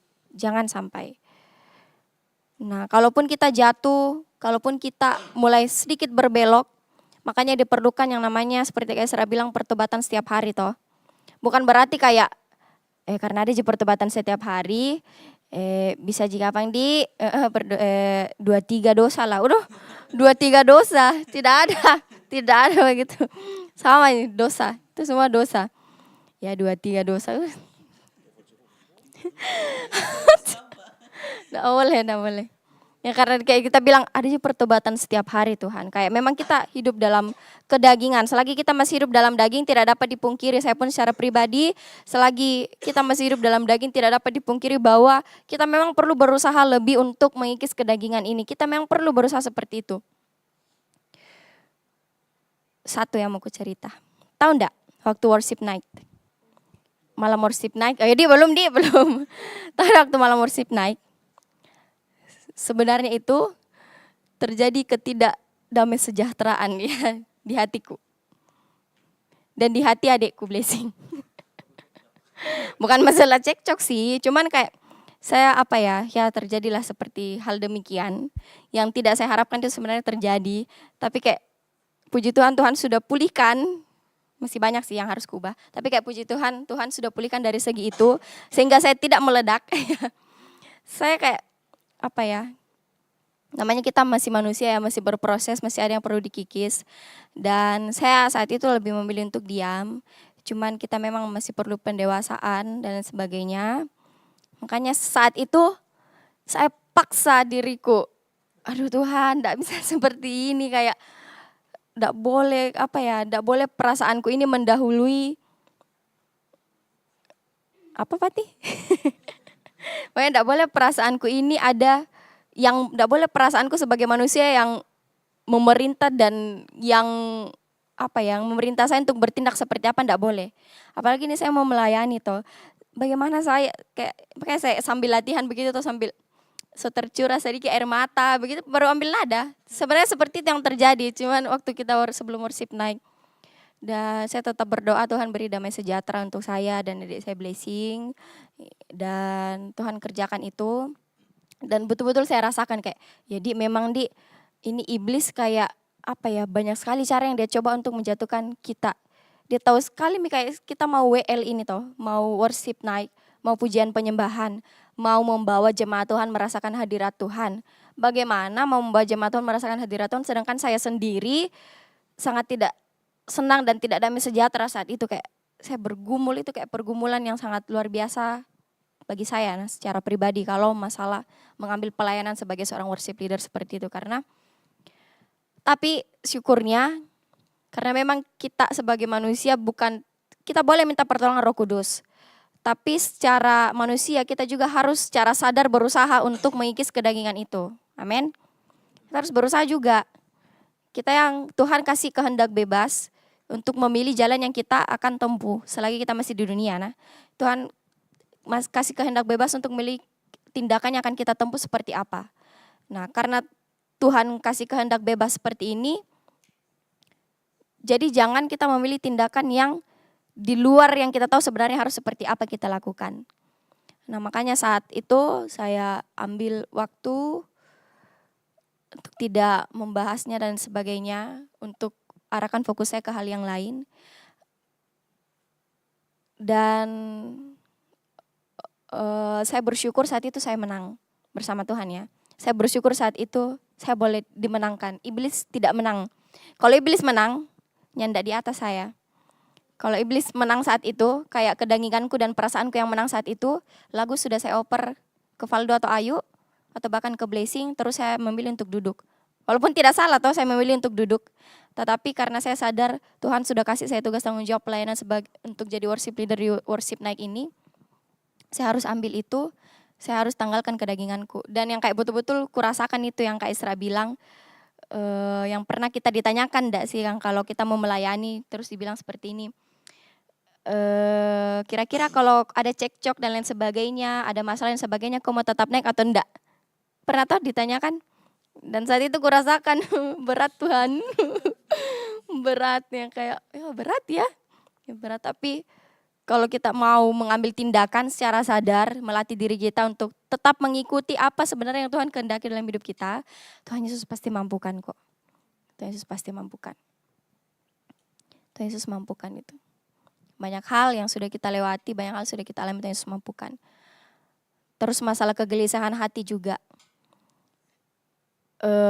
Contoh ya, masalah kegelisahan hati saat hendak ditinggalkan orang yang sudah lama sama kita atau yang kayak sudah lama kerjasama dengan kita. Contoh yang pernah saya alami itu pas Kak Vero mau pulang, haha.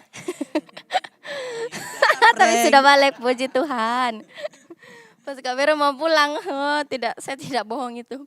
Pas Kak Vero mau pulang, saya sudah bilang, pokoknya nanti kalau Kak Vero khotbah yang di RT yang terakhir tidak mau Kak dengar di atas, di bawah saya dibawa mendengar.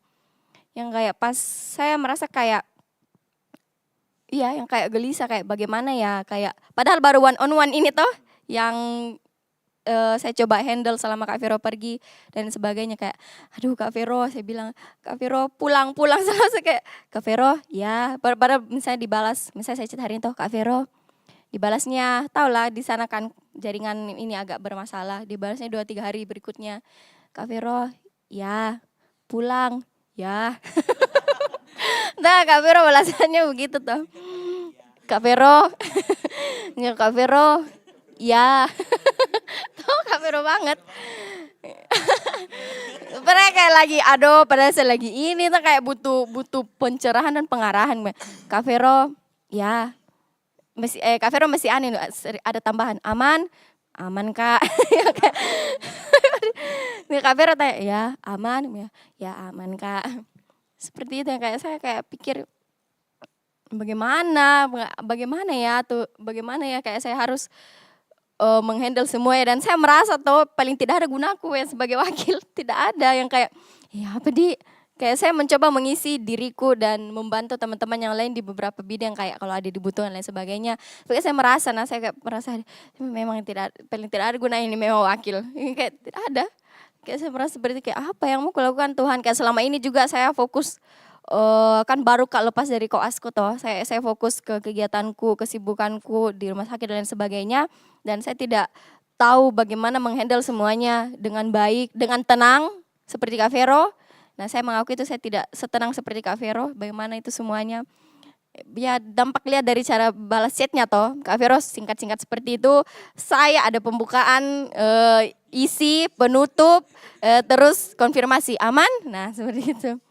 Ya saya kayak merasa seperti itu, yang kayak bagaimana ya, tapi saat itu saya mencoba,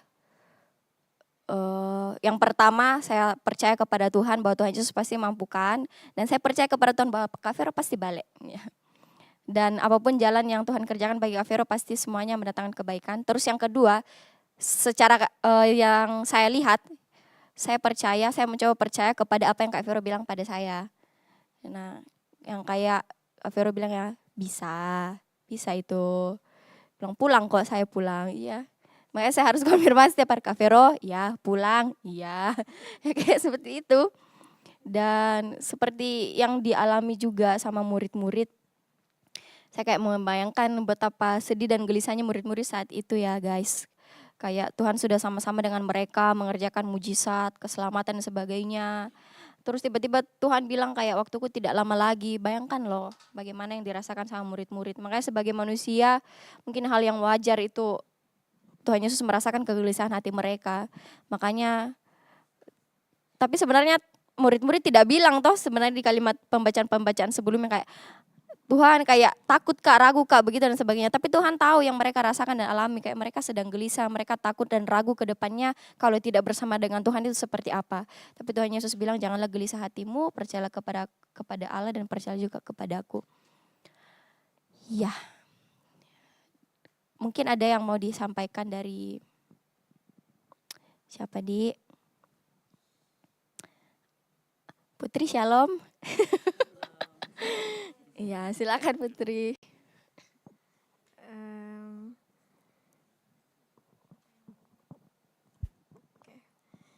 Jadi kalau dari saya itu, ini masih bahas ayat ya? Iya. Oke. Boleh juga yang lain yang kau dapatkan. Oke. Jadi kalau dari saya tuh ayat ketiga itu ada kata-kata tentang aku akan datang kembali dan membawa kamu ke tempatku. Kalau misalnya kita dengar kata-kata itu pasti kita kayak bilang mungkin kayak tidak ada kata-kata kayak Tuhan janji begitu kalau dia bakal kembali. Tapi ada kayak pesan tersirat atau apa ya istilahnya, implisit begitulah di dalam ayat ini. Kalau Tuhan itu berjanji kalau dia bakal datang.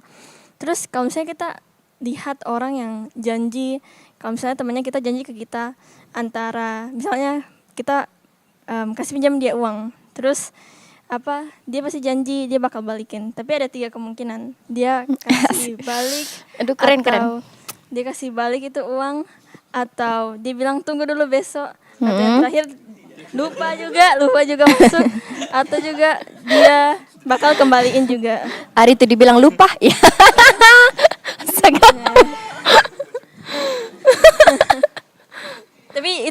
manusiawi toh, itu manusia. Tapi kalau yang di sini tuh Tuhan yang bilang kalau dia bakal datang, terus dia bakal bawa kita kembali ke tempatnya, dia bersama-sama dengan Tuhan gitu. Terus sini juga ada lanjutan, supaya di tempat di mana aku berada kamu pun berada. Itu kalau kita lihat itu kayak sudah kayak apa ya istilahnya, ternyata Tuhan sesayang itu sama kita tuh. Kalau dia ada, dia mau kita juga ada di sana juga.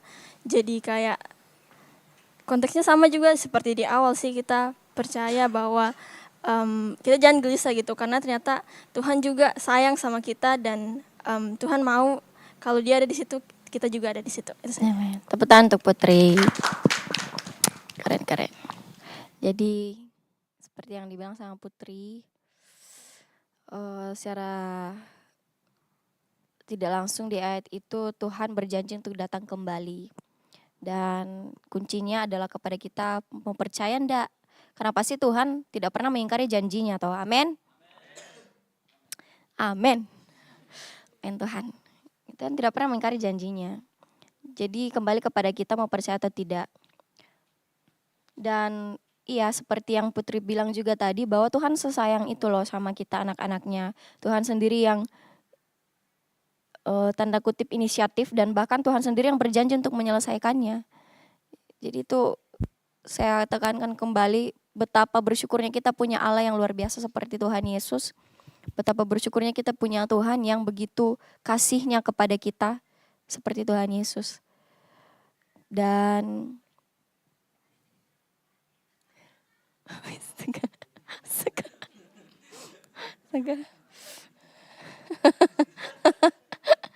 Iya.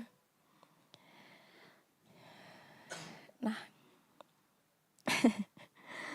teman-teman, kita harus percaya pada janji Tuhan.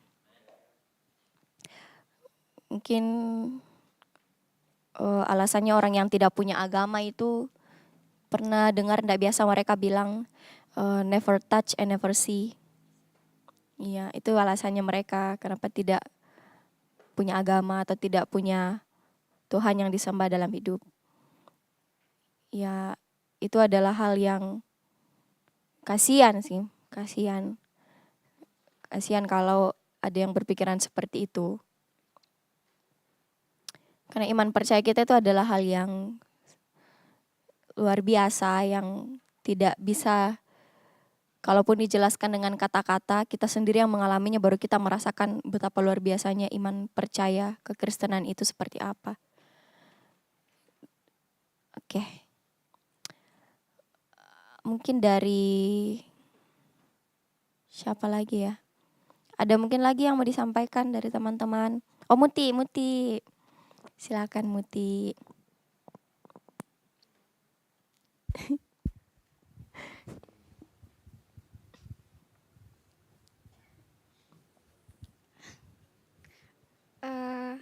Kalau saya Kak dari ayat 6.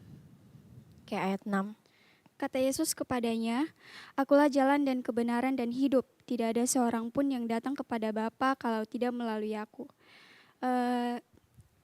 Yesus adalah jalan yang benar untuk kehidupan yang kekal. Di sini yang saya dapat, sebenarnya Yesus berbicara juga kepada kita untuk tetap percaya dan beriman, tetap sampai pada akhirnya Kak, sampai Tuhan Yesus datang yang kedua kalinya.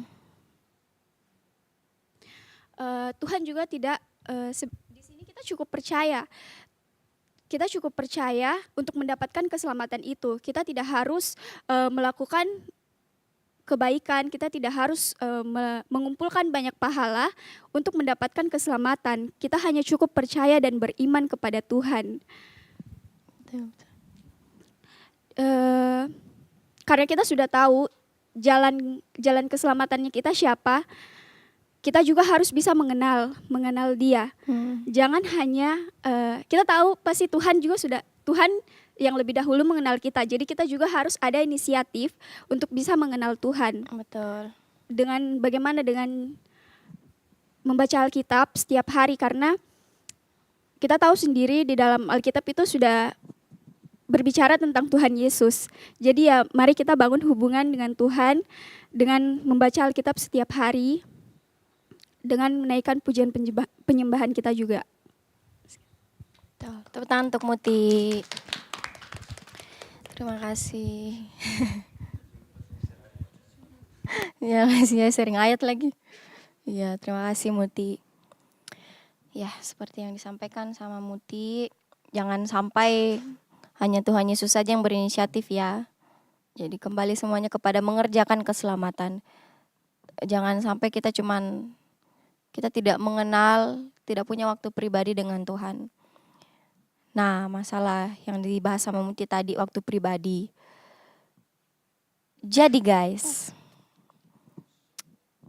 sadarin enggak kita ini bahwa ini ya, kan semua pelayan Tuhan toh di tempat ini, apapun bidangnya. Kalau kita melayani itu kan sebuah anugerah. Terus kita tahu bahwa kita sudah peroleh keselamatan dari Tuhan. Tetapi jangan sampai kita merasa puas dengan sebuah pelayanan yang diberikan kepada kita yang sebatas hanya hari Minggu saja mungkin, dan saat itu kita merasakan hadirat Tuhan, menyembah Tuhan, jangan sampai kita hanya puas sampai di situ. Ya, kepada teman-teman juga yang mungkin akan nonton nanti, ataupun yang tidak nonton, nanti teman-teman yang di sini yang sampaikan, bahwa memang betapa penting itu mengenal Tuhan secara pribadi, membangun hubungan pribadi dengan Tuhan. Saya tidak mau tanyakan kepada kita semua apakah kita sudah rutin baca Alkitab dan lain sebagainya. Silakan kita renungkan masing-masing. Renungkan masing-masing. Renungkan masing-masing. Sadari. Iya, kita harus apa ya? Makanya kayak serahkan di sini di tempat ini, mentor-mentor rohani kita di tempat ini tidak bosan-bosannya itu sampaikan baca Alkitab setiap hari. Terus ada lagi inovasi kita yang sharing ayat setiap hari, seperti itu toh. Karena memang betapa penting itu mengenal Tuhan secara pribadi. Betapa penting itu tetap terhubung dengan Tuhan. Betapa penting dalam setiap waktu kita, setiap apa yang kita laksanakan kita terhubung dengan Tuhan. Dalam setiap hal yang kita lakukan, dimanapun kita berada, ada Tuhan dinyatakan. Ada Tuhan di situ, di hati kita. Itu sangat penting dan sangat indah. Dan bisa saya bilang saat ini bahwa itu tidak bisa diperoleh kalau kita sendiri tidak mengalaminya secara pribadi dengan Tuhan. Saya yakin dan percaya kita sudah, yang ada di tempat ini, rajin-rajin membaca Alkitab, merenungkan firman Tuhan, walaupun kalau kita pagi-pagi buka toh, teman-teman biasa baca pagi atau malam sih kalau saat teduhnya? Siang Kak? Siang? Malam? Baca Alkitab atau kayak saat teduh pribadi? Biasa pagi, biasa malam? Sebelum tidur? Putra? Biasa kapan? Oh pagi. Oh pagi siang malam. 3 kali 1 di.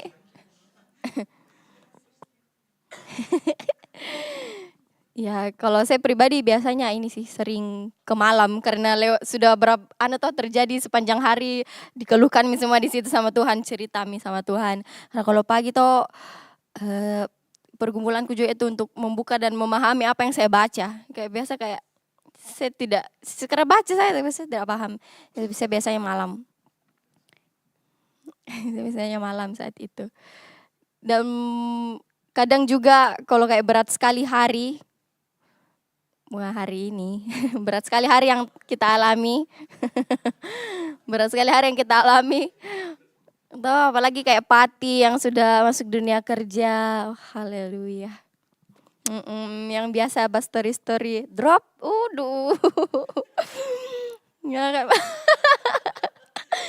itu kayak berat sekali hari tuh dialami. Kayak biasa kalau kayak mau doa atau malam tuh kayak baru Tuhan kayak udah nangis amin.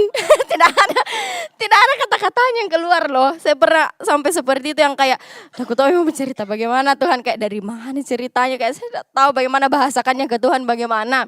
Tapi saya tahu Tuhan pasti sangat mengetahui yang ku alami, yang ku rasakan hatiku bagaimana, pasti Tuhan sangat tahu. Makanya basah Ji, turun Ji air mata begitu. Bro amin. Kayak gitu.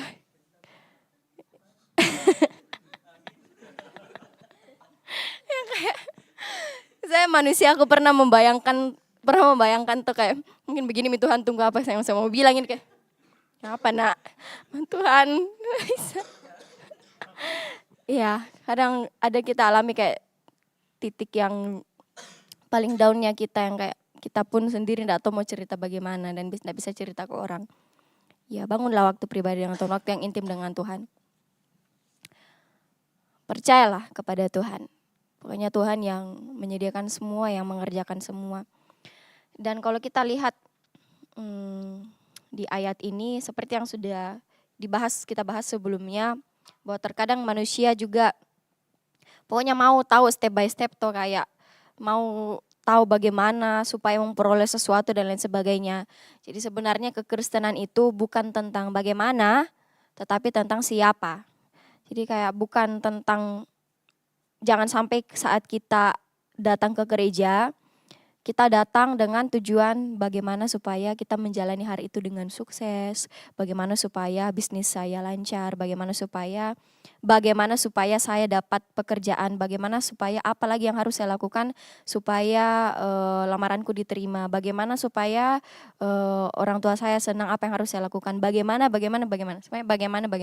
Jangan sampai kita datang, tidak salah kita datang membawa kerinduan kita dan pergumulan kita kepada Tuhan. Nah sekali lagi tidak salah ya. Tidak salah kita seperti yang kayak masukkan pokok doa di Pondok Daud, itu tidak salah. Kayak Tuhan sediakan lapangan pekerjaan terbaik, Tuhan sediakan lingkungan kerja yang baik dan lain sebagainya, itu tidak salah. Karena Tuhan juga bilang mintalah, iya. Dan tetapi yang saya mau tekankan di sini, jangan sampai kita terlalu fokus kepada bagaimana memperoleh sesuatu, apalagi saat kita datang di ibadah hari Minggu toh. Fokusnya kita bukan lagi ke siapa yang kita sembah. Fokusnya kita bukan lagi ke siapa yang kita puji dan muliakan di hari Minggu itu sebenarnya siapa. Tetapi fokusnya kita hanya kepada outputnya nanti. Tuhan, setelah saya menyembah atau setelah saya ikuti ibadah ini, bagaimana nanti hariku ini berjalan dengan sukses dan berjalan dengan baik. It's not about that. We don't act like that ya, kata Kak Vero. Kita hendaknya tidak seperti itu. Sama kayak yang seperti kita lakukan toh, kalau kita mau memperoleh sesuatu atau mau pergi ke suatu tempat lah, pasti kita buka Google Maps dan sebagainya. Memang kalau kurenung-renungkan lagi memang ini sih, untuk kita manusia yang harus melihat apa yang di depan mata, kayak tantangan tersendiri untuk percaya toh apa yang tidak kita lihat. Ya enggak sih? Apakah cuma saya yang merasakannya, yang kayak iya ya Tuhan, kayak saya orang yang kayak selalu bertanya bagaimana, terus Tuhan minta percaya kepada siapa yang saya sembah, siapa yang saya percaya, siapa jalannya. Yang kayak itu adalah suatu tantangan bagi kita semua. Tapi memang hendaklah seperti itu yang kita lakukan. Kita percaya kepada siapa, bukan hanya percaya kepada bagaimana nanti kita. Masalah bagaimana itu Tuhan pasti menyertai lah. Masalah bagaimana yang akan kita peroleh, goals kita dalam hidup yang kita mau peroleh, bagaimana kita peroleh itu biar Tuhan Yesus yang kerjakan. Kita cuma melewatinya, kita melewati dengan modal percaya. Modal percaya dengan ini juga ya, perbuatan dan iman percaya kita kepada Tuhan. Jadi seperti itu, kekristenan bukan hanya bicara tentang bagaimana, tetapi mengenai siapa. Seperti itu. Nah kalau saya mau ambil contohnya, mungkin sudah pernah saya bilang. Nah seringkali kalau mau dapat penguji di setiap selesai stase, kan itu beda-beda tau Kak Wendy, yang kayak ada stase ini ujian lagi kan, kalau koas, kalau di sini ada stase ini ujian lagi. Kayak stase Yang kayak misalnya kayak departemen ya kayak pertama objin, sudah objin itu bedah. Nah, setiap hidupku penuh ujian lah. Hidupku penuh ujian. Nah, terus saya pernah ini salah berdoa. Saya bilang Tuhan, bagaimana supaya saya bisa melewati ujian dengan baik dan saya dapat penguji yang baik. Seperti itu. Terus terus toh guys. Guys, saya berdoa seperti itu. Kayak saya minta, Tuhan bagaimana supaya Engkau menganugerahkan penguji spek malaikat yang kayak, kan biasa orang bilang di kosto, bagaimana jitu operanmu sama penguji ini? Spek malaikat JWT nama kok. gitu. Doaku ku bilang spek malaikat juga, bilang mungkin Tuhan bilang apa spek malaikat? Kayak ya seperti itulah. Pokoknya saya minta seperti itu, doa yang salah. Saya minta Tuhan bagaimana ya kayak supaya saya bisa menjawab ini begini. Terus saya renungkan. Iya tadi yang dibilang Pati terus dikasihnya yang apa ya? Ya yang dikasihnya yang selalu yang susah guys. Tapi di sini yang saya mau saksikan adalah misal nih di stase pertama saya dapat penguji yang semua orang hindari. Oke lah, saya dapat operan yang gelap-gelap kan. Yang istilahnya yang ini yang agak mengerikan dari stase sebelumnya yang dapat penguji itu. Saya dapat operan yang seperti itu. Ya bohong kalau saya bilang saya tidak kena mental atau kayak takut, terguncang, gelisah seperti itu. Bohong lah kalau saya tidak seperti itu. Nah, tetapi yang saya mau saksikan adalah saat saya dapat penguji yang susah menurut dunia dan susah menurut mereka yang sudah dapat penguji itu, justru saya mengalami hal yang sebaliknya. Puji Tuhan. Jadi kayak saya mengalami kayak hal yang tidak seperti yang mereka ceritakan. Makanya di situ mungkin hal kecil ya bagi kita semua, tapi ini hal yang luar biasa yang ku alami selama 2 tahun koas itu kayak hal yang sangat luar biasa, kayak penyertaan Tuhan itu selalu nyata begitu. Tetapi anehnya manusia, dasarnya manusia ini memang selalu ragu-ragu dan selalu bertanya. Kayak Tuhan sudah menyertai saya di stase yang sebelumnya toh. Di stase berikutnya muncul lagi kegelisahan, keraguan. Yang kayak saya tidak melihat bahwa saya sudah disertai di stase sebelumnya begitu. Kayak saya tidak melihat bahwa pertolongan Tuhan itu sangat nyata di stase sebelumnya. Nah makanya sampai saya ditegur sama orang tua kayak, kok enggak lihat kah kebaikan Tuhan yang kau sudah alami sebelumnya? Nah kayak selalu ragu. Yang kayak, kok enggak lihat kah kayak stase sebelumnya, stase yang berat, kok dapat penguji yang killer menurut orang. Tetapi apa kau alami yang kebalikannya? Tuh bilang, iya sih mak. Nah ya, apalagi? Nah terus saya merenung, kenapa ya doaku saya tidak ganti seperti ini? Tuhan, apapun yang atau siapapun yang penguji yang Tuhan kasih, mau killer bagaimanapun, mau spek malaikat bagaimanapun, saya berserah karena saya tahu siapa yang saya percaya. Itu saya merenung. Ya kayak berapa banyak lagi yang Tuhan mau bukakan sama saya. Nah, saya ragu terus begitu ya. Dan terus mulai dari situ saya sadar, saya mulai berdoa seperti itu. Tuhan, siapapun penguji yang Tuhan kasih, saya juga tahu siapa yang saya percaya. Seperti itu. Tuhan siapapun, bagaimanapun nanti jalannya atau metode ujianku, mau saya bolak-balik sendiri ke Stella Maris, ke Lebuang Baji, Tuhan saya percaya, saya tahu siapa yang saya percaya. Tuhan yang bawa saya, Tuhan yang sertai saya tahu siapa yang saya percaya.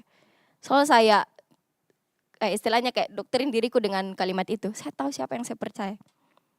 Saya tahu Tuhan, saya tahu siapa yang saya percaya dan saya tahu betul siapa yang sertai saya sebelumnya, saya tahu betul. Itu Tuhan Yesus. Jadi mungkin banyak hal yang kita alami dalam hidup, yang tidak bisa kita mengerti mungkin, atau mungkin kita ada timbul kegelisahan dan sebagainya, ketakutan, keraguan dan sebagainya. Ayat ini kembali membukakan kepada kita. Nanti teman-teman silakan boleh baca selanjutnya dari ayat ini, ayat 7 dan seterusnya, ataupun ayat sebelum di Yohanes 13 itu kalau teman-teman baca mulai dari Yohanes 13 sampai Yohanes 14 itu kayak teman-teman betul-betul merasakan momennya begitu ya. Yang kayak setelah Yesus membasuh kaki murid-muridnya toh, ini momen terakhir Tuhan Yesus menyampaikan pengajaran dan pesan kepada muridnya. Dan di sini kita kembali diingatkan di Yohanes 14 ayat 1 sampai 6 ini. Apapun yang kita alami, tidak usah juga kita berpikir bagaimana nanti ya. Mana ya jalannya. Percaya saja kepada siapa jalannya, yaitu Tuhan Yesus. Tuhan membukakan dirinya, menyatakan dirinya bahwa percayalah kepada Allah, percayalah juga kepadaku. Ini bisa dibilang sebagai penghiburan ya. Sebagai penghiburan kepada murid-murid yang mau ditinggal saat itu. Dan ini meyakinkan kita juga bahwa memang surga itu nyata. Memang akhirnya kita bersama Tuhan itu nyata. Jadi jangan, bilang ini ke teman-teman pun saya percaya firman Tuhan itu seperti pedang yang bermata dua. Ini pasti akan kena juga ke hidup saya secara pribadi. Jadi kita harus percaya, tetap kerjakan keselamatan yang Tuhan berikan. Berhentilah kita bertanya tentang bagaimana Tuhan, bagaimana ya, apa yang harus saya lakukan. Tapi tetap percaya saja siapa jalannya, siapa yang selalu menolong kita. Karena Yesus tahu jalan ke sana, karena dialah jalannya. Dan kita percaya bahwa ada dua kata yang selalu saya suka sampaikan dan pernah saya sampaikan di Saraba, itu finish strong. Selalu saya bilang mungkin kita bisa jatuh, tapi pasti tidak akan sampai tergeletak. Mungkin kita bisa berbelok jalannya, tapi karena sudah ada firman Tuhan yang kita terima, sudah ada apa yang disingkapkan kepada kita, kita tahu apa yang Tuhan kehendaki, pasti Tuhan akan kembali bawa kita kepada jalannya. Tetapi jangan sampai kita tidak secara sadar terus melatih diri dan mengerjakan keselamatan, jangan sampai Tuhan saja yang berinisiatif. Nah, kalau kita sudah tahu Tuhan pasti akan menggenapi janjinya, tetap kerjakan apa yang menjadi bagiannya kita. Finish strong. Jadi kalau kayak teman-teman dalami arti kata ini, finish strong, kita pernah dengar enggak finish strong? Putra enggak pernah. Jadi finish strong itu kita selesai sampai garis finish, tapi selesainya bukan asal-asalan. Finish strong, selesai dengan maksimal, selesai dengan selesai bersama Tuhan, selesai dengan iman percaya yang tetap terjaga, selesai dengan segala hal yang kita sudah kerjakan bagi Tuhan dan semua yang kita persembahkan untuk Tuhan, pokoknya selesai dengan baik. Dan kita semua rindu di tempat ini, para leader, pelayan Tuhan, jemaat Tuhan, kita selesai bersama Tuhan. Dunia boleh menawarkan banyak jalan, dunia boleh mencoba menarik kita kepada banyak jalan, tetapi tetap berpegang kepada satu-satunya jalan dan kebenaran dan hidup.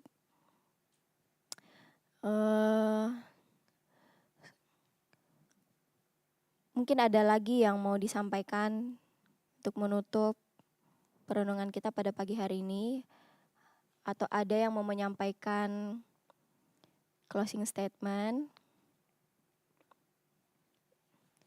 Apakah ada? Kak Anjas, silakan Kak. Cek. Oke. Kayaknya saya 30 menit. Banyak Apa, Kak? sekali soalnya. Oh ya, silakan. Boleh toh? Oke, mari kita berdoa. Nah.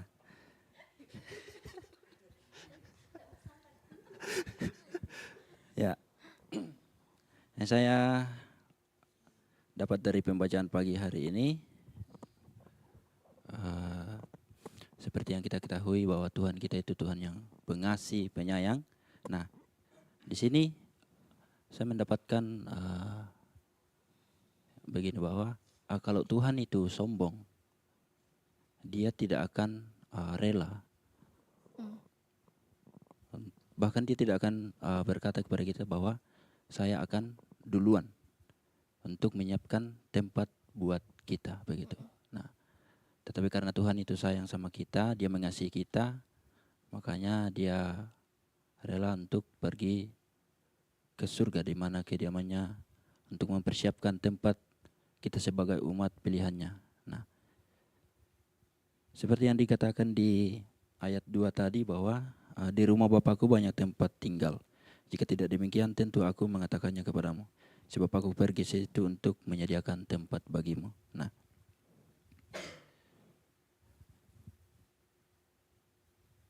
di sini banyak hal yang saya dapatkan bahwa kita itu orang-orang yang luar biasa di dalam Tuhan. Kita adalah orang-orang yang diberkati dan kita adalah orang-orang yang memiliki pengharapan yang utuh di dalam Tuhan. Amin. Nah, di sini saya catat pengharapan orang percaya di dalam Tuhan itu seperti apa.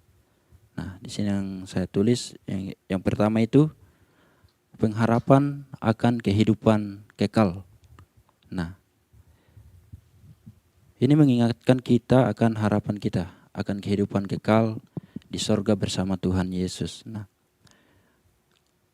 dari pembacaan kita juga pagi ini Tuhan menjanjikan bahwa Dia telah menyediakan tempat bagi kita di sorga. Nah, dalam hal ini juga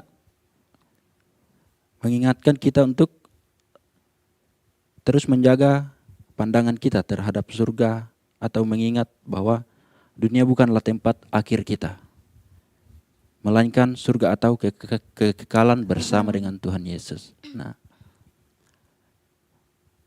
mengapa kita dikatakan orang-orang pilihan? Karena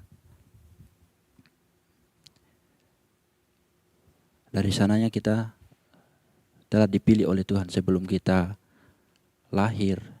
Tuhan sudah memilih kita. Bahkan Tuhan telah menggenapi firman itu dalam kehidupan kita. Nah, dan juga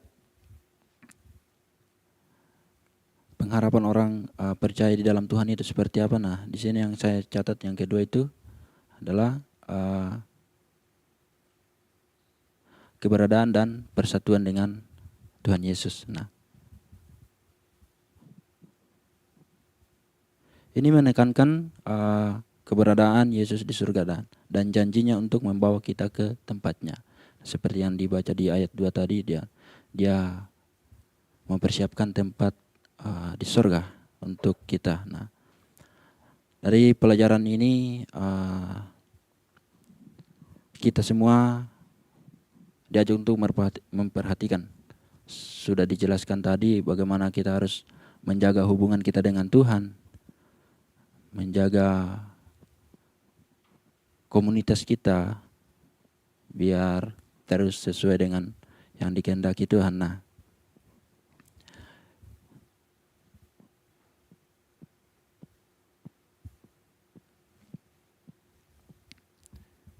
kalau kita menjaga pribadi kita dengan Tuhan atau hubungan kita dengan Tuhan, karena kita percaya bahwa Tuhan itu adalah tujuan utama dalam kehidupan kita. Dan melalui Tuhan kita akan mendapatkan kehidupan yang kekal. Nah, selanjutnya itu yang ketiga, harapan penghiburan. Ini diberikan oleh Tuhan Yesus sebagai penghiburan bagi murid-muridnya yang sedang merasa cemas dan gelisah menjelang pemisahan mereka, seperti yang sudah dijelaskan Cerin tadi bahwa bagaimana Tuhan Yesus menghibur murid-muridnya ketika akan menjelang perpisahan dengan mereka. Nah, ini juga mengingatkan kita bahwa dalam situasi kehidupan yang sulit dan mungkin kita penuh masalah, banyak tantangan dalam kehidupan kita. Nah, kita percaya bahwa kekuatan itu, penghiburan itu sumbernya daripada Tuhan. Oleh sebab itu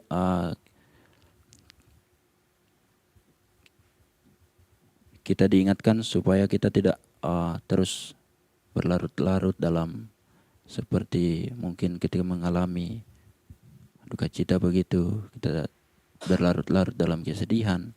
Bahkan kita harus memiliki keyakinan yang kokoh bahwa apapun yang terjadi dalam kehidupan itu semuanya adalah rencana Tuhan untuk memberikan kepada kita hari depan yang Tuhan sediakan atau hari depan yang penuh pengharapan di dalam Tuhan.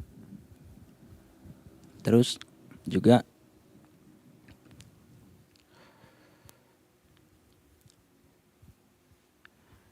Tuhan itu setia dan adil. Dia tidak akan pernah membiarkan kita sendiri. Bahkan Dia akan terus bersama-sama dengan kita. Nah, dalam pembacaan kita pagi hari ini mengajarkan kita untuk hidup dengan pengharapan akan kehidupan kekal bersama Tuhan Yesus, menjalin hubungan erat dengannya dan mencari penghiburan dalam janji-janjinya. Nah, hal ini akan membawa kita untuk hidup dengan keyakinan, ketenangan dan tujuan yang jelas dalam hidup kita sebagai pengikut Tuhan Yesus, sebagai orang percaya. Karena itu tetaplah beriman dan percaya kepada Tuhan Yesus, sebab tempat kita telah disediakan Tuhan di sorga. Nah, Amin. Di ayat 6 tadi dikatakan bahwa kata Yesus kepadanya, "Akulah jalan dan kebenaran dan hidup. Tidak ada seorang pun yang datang kepada Bapa kalau tidak melalui aku." Nah, bagaimana kita mau sampai kepada Bapa kalau Tuhan Yesus saja kita tidak kenal?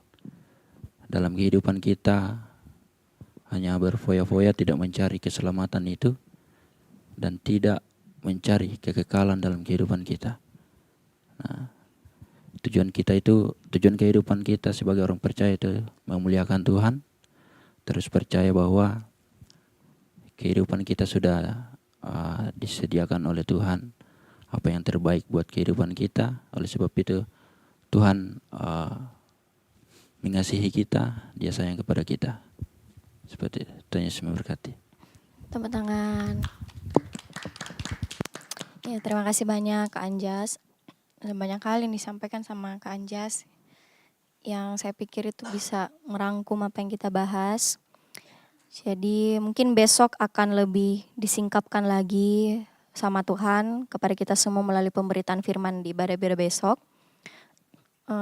Semoga kita bisa memperhatikan dengan baik. Cuman pada pagi hari ini itulah yang bisa kita sama-sama pelajari. Jadi kalau dilihat memang ayat ini tuh sangat luar biasa. Seperti yang disampaikan sama Kak Anjas tadi, ada banyak hal yang Tuhan coba singkapkan melalui ayat ini. Jadi teman-teman semua, jemaat yang dikasihi Tuhan, apa yang kita baca pada pagi hari ini tuh memberikan kita petunjuk atau sebuah hal yang menyatakan bahwa kita itu punya tujuan. Ya, tadi Kak Anjas bilang tujuan akhir kita bukan di dunia. Kita sebenarnya mempunyai tujuan yang sesungguhnya itu apa. Nah, yang akan kita capai, yang akan kita peroleh. Kita imani pasti kita peroleh itu. Nah, tujuan di mana? Sebuah tempat di mana kita kembali bersama-sama dengan Bapa, kembali bersama-sama dengan Tuhan Yesus. Nah, tetapi di tengah perjalanan kita sebelum tiba waktunya kita harus meresponi Kristus, meresponi apa yang Tuhan sudah kerjakan melalui cara hidup yang berpadanan dengan anugerah yang kita peroleh. Amin. Mari sama-sama berusaha yuk. Kita juga masih hidup di dunia, masih banyak hal yang belum selesai, masih banyak hal yang perlu dibereskan. Tetapi mari kita mencoba meresponi anugerah itu berpadanan dengan anugerah yang Tuhan berikan kepada kita. Yaitu cara hidup sebagaimana Tuhan Yesus hidup. Mungkin berat yang kita alami, kita harus menyangkal diri, mungkin memikul salib yang Tuhan izinkan kita pikul. Tetapi yakin dan percayalah, ingat bahwa kita sudah punya tujuan akhir loh, yang Tuhan sudah siapkan. Dan kita akan sampai di situ. Kita akan sampai. Mungkin anggaplah ini, mic-nya ini tujuan akhirnya. Bersama dengan Bapa kekekalan. Misalnya saya, mesti di sinilah. Tuhan izinkan masih banyak mungkin hal atau proses yang harus saya jalani sampai ke sini. Mungkin saya ada turun, naik sedikit, asik. Kurang naik sih. Naik sedikit, turun. Nah, tapi coba perhatikan ini. Apa? Apa ini? Ya, stand mic. Maaf, stand mic. Saya di sini toh. Tujuanku di sini. Ini sama ini terhubung enggak? Terhubung kan? Ini sama ini terhubung untuk sampai ke sini. Ya. Seperti barang ini, mau sepanjang apapun proses yang akan kita lewati nanti, naik turunnya yang akan kita lewati nanti, tetap percaya dan tetap terhubung. Karena kita tahu kita punya tujuan yang sama bersama dengan Yesus di kekekalan. Jadi jangan sampai keluar dari jalan dan kebenaran dan hidup itu.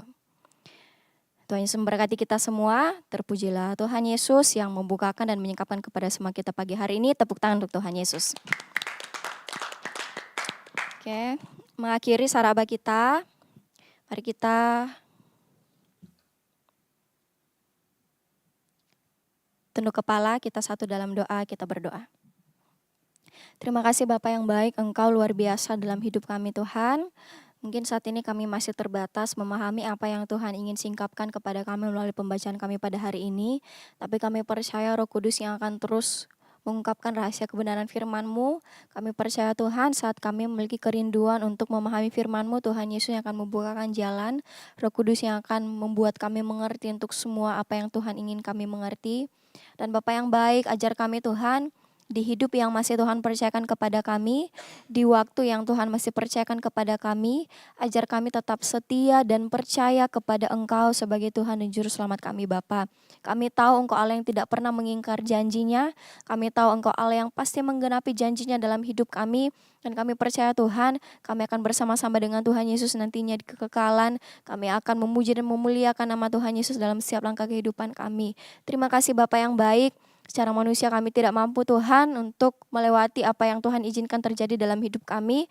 Oleh karena itu biar Engkau yang terus memampukan kami Bapa, memberikan kami hikmat kekuatan yang daripada Tuhan, kebijaksanaan dalam mengambil setiap keputusan, dalam mengambil setiap tindakan. Biar Tuhan Yesus kami tetap terhubung dengan Engkau di setiap apapun yang kami lakukan. Dan bahkan Tuhan, apapun yang hal yang kami lakukan, biar kami lakukannya semua untuk Tuhan, seperti untuk Tuhan. Terima kasih Bapa yang baik, pada pagi hari ini kami juga berdoa Tuhan, tetap berdoa untuk gereja kami di tempat ini, komunitas kami di tempat ini, kami percaya, bukan secara kebetulan kami ada di tempat ini Tuhan, ada maksud dan tujuan Tuhan yang termulia dalam setiap hidup kami, dan kami tetap mendoakan gereja ini Bapa biar menjadi berjalan sesuai dengan visi dan misi yang Tuhan bukakan dan anugerahkan kepada setiap kami di tempat ini Bapa. Dan biarlah Tuhan dalam komunitas kami, dalam gereja kami Tuhan, kami benar-benar menaruh roh yang selalu rindu untuk memuji dan memuliakan nama Tuhan dan tetap bertumbuh semakin ke arah Kristus. Terima kasih Bapak yang baik, kami juga tetap mendoakan mentor rohani kami di tempat ini, Kak Esra beserta istrinya Kak Debbie dan anaknya Dev. Kami percaya Tuhan, Engkau yang terus memikul setiap apa yang menjadi beban dari hamba-Mu ini Tuhan. Engkau satu-satunya jalan keluar, Engkau satu-satunya sumber pengharapan. Dan apapun yang menjadi visi misinya Tuhan, Engkau tetap nyatakan dalam hidup hamba-Mu di tempat ini Bapa.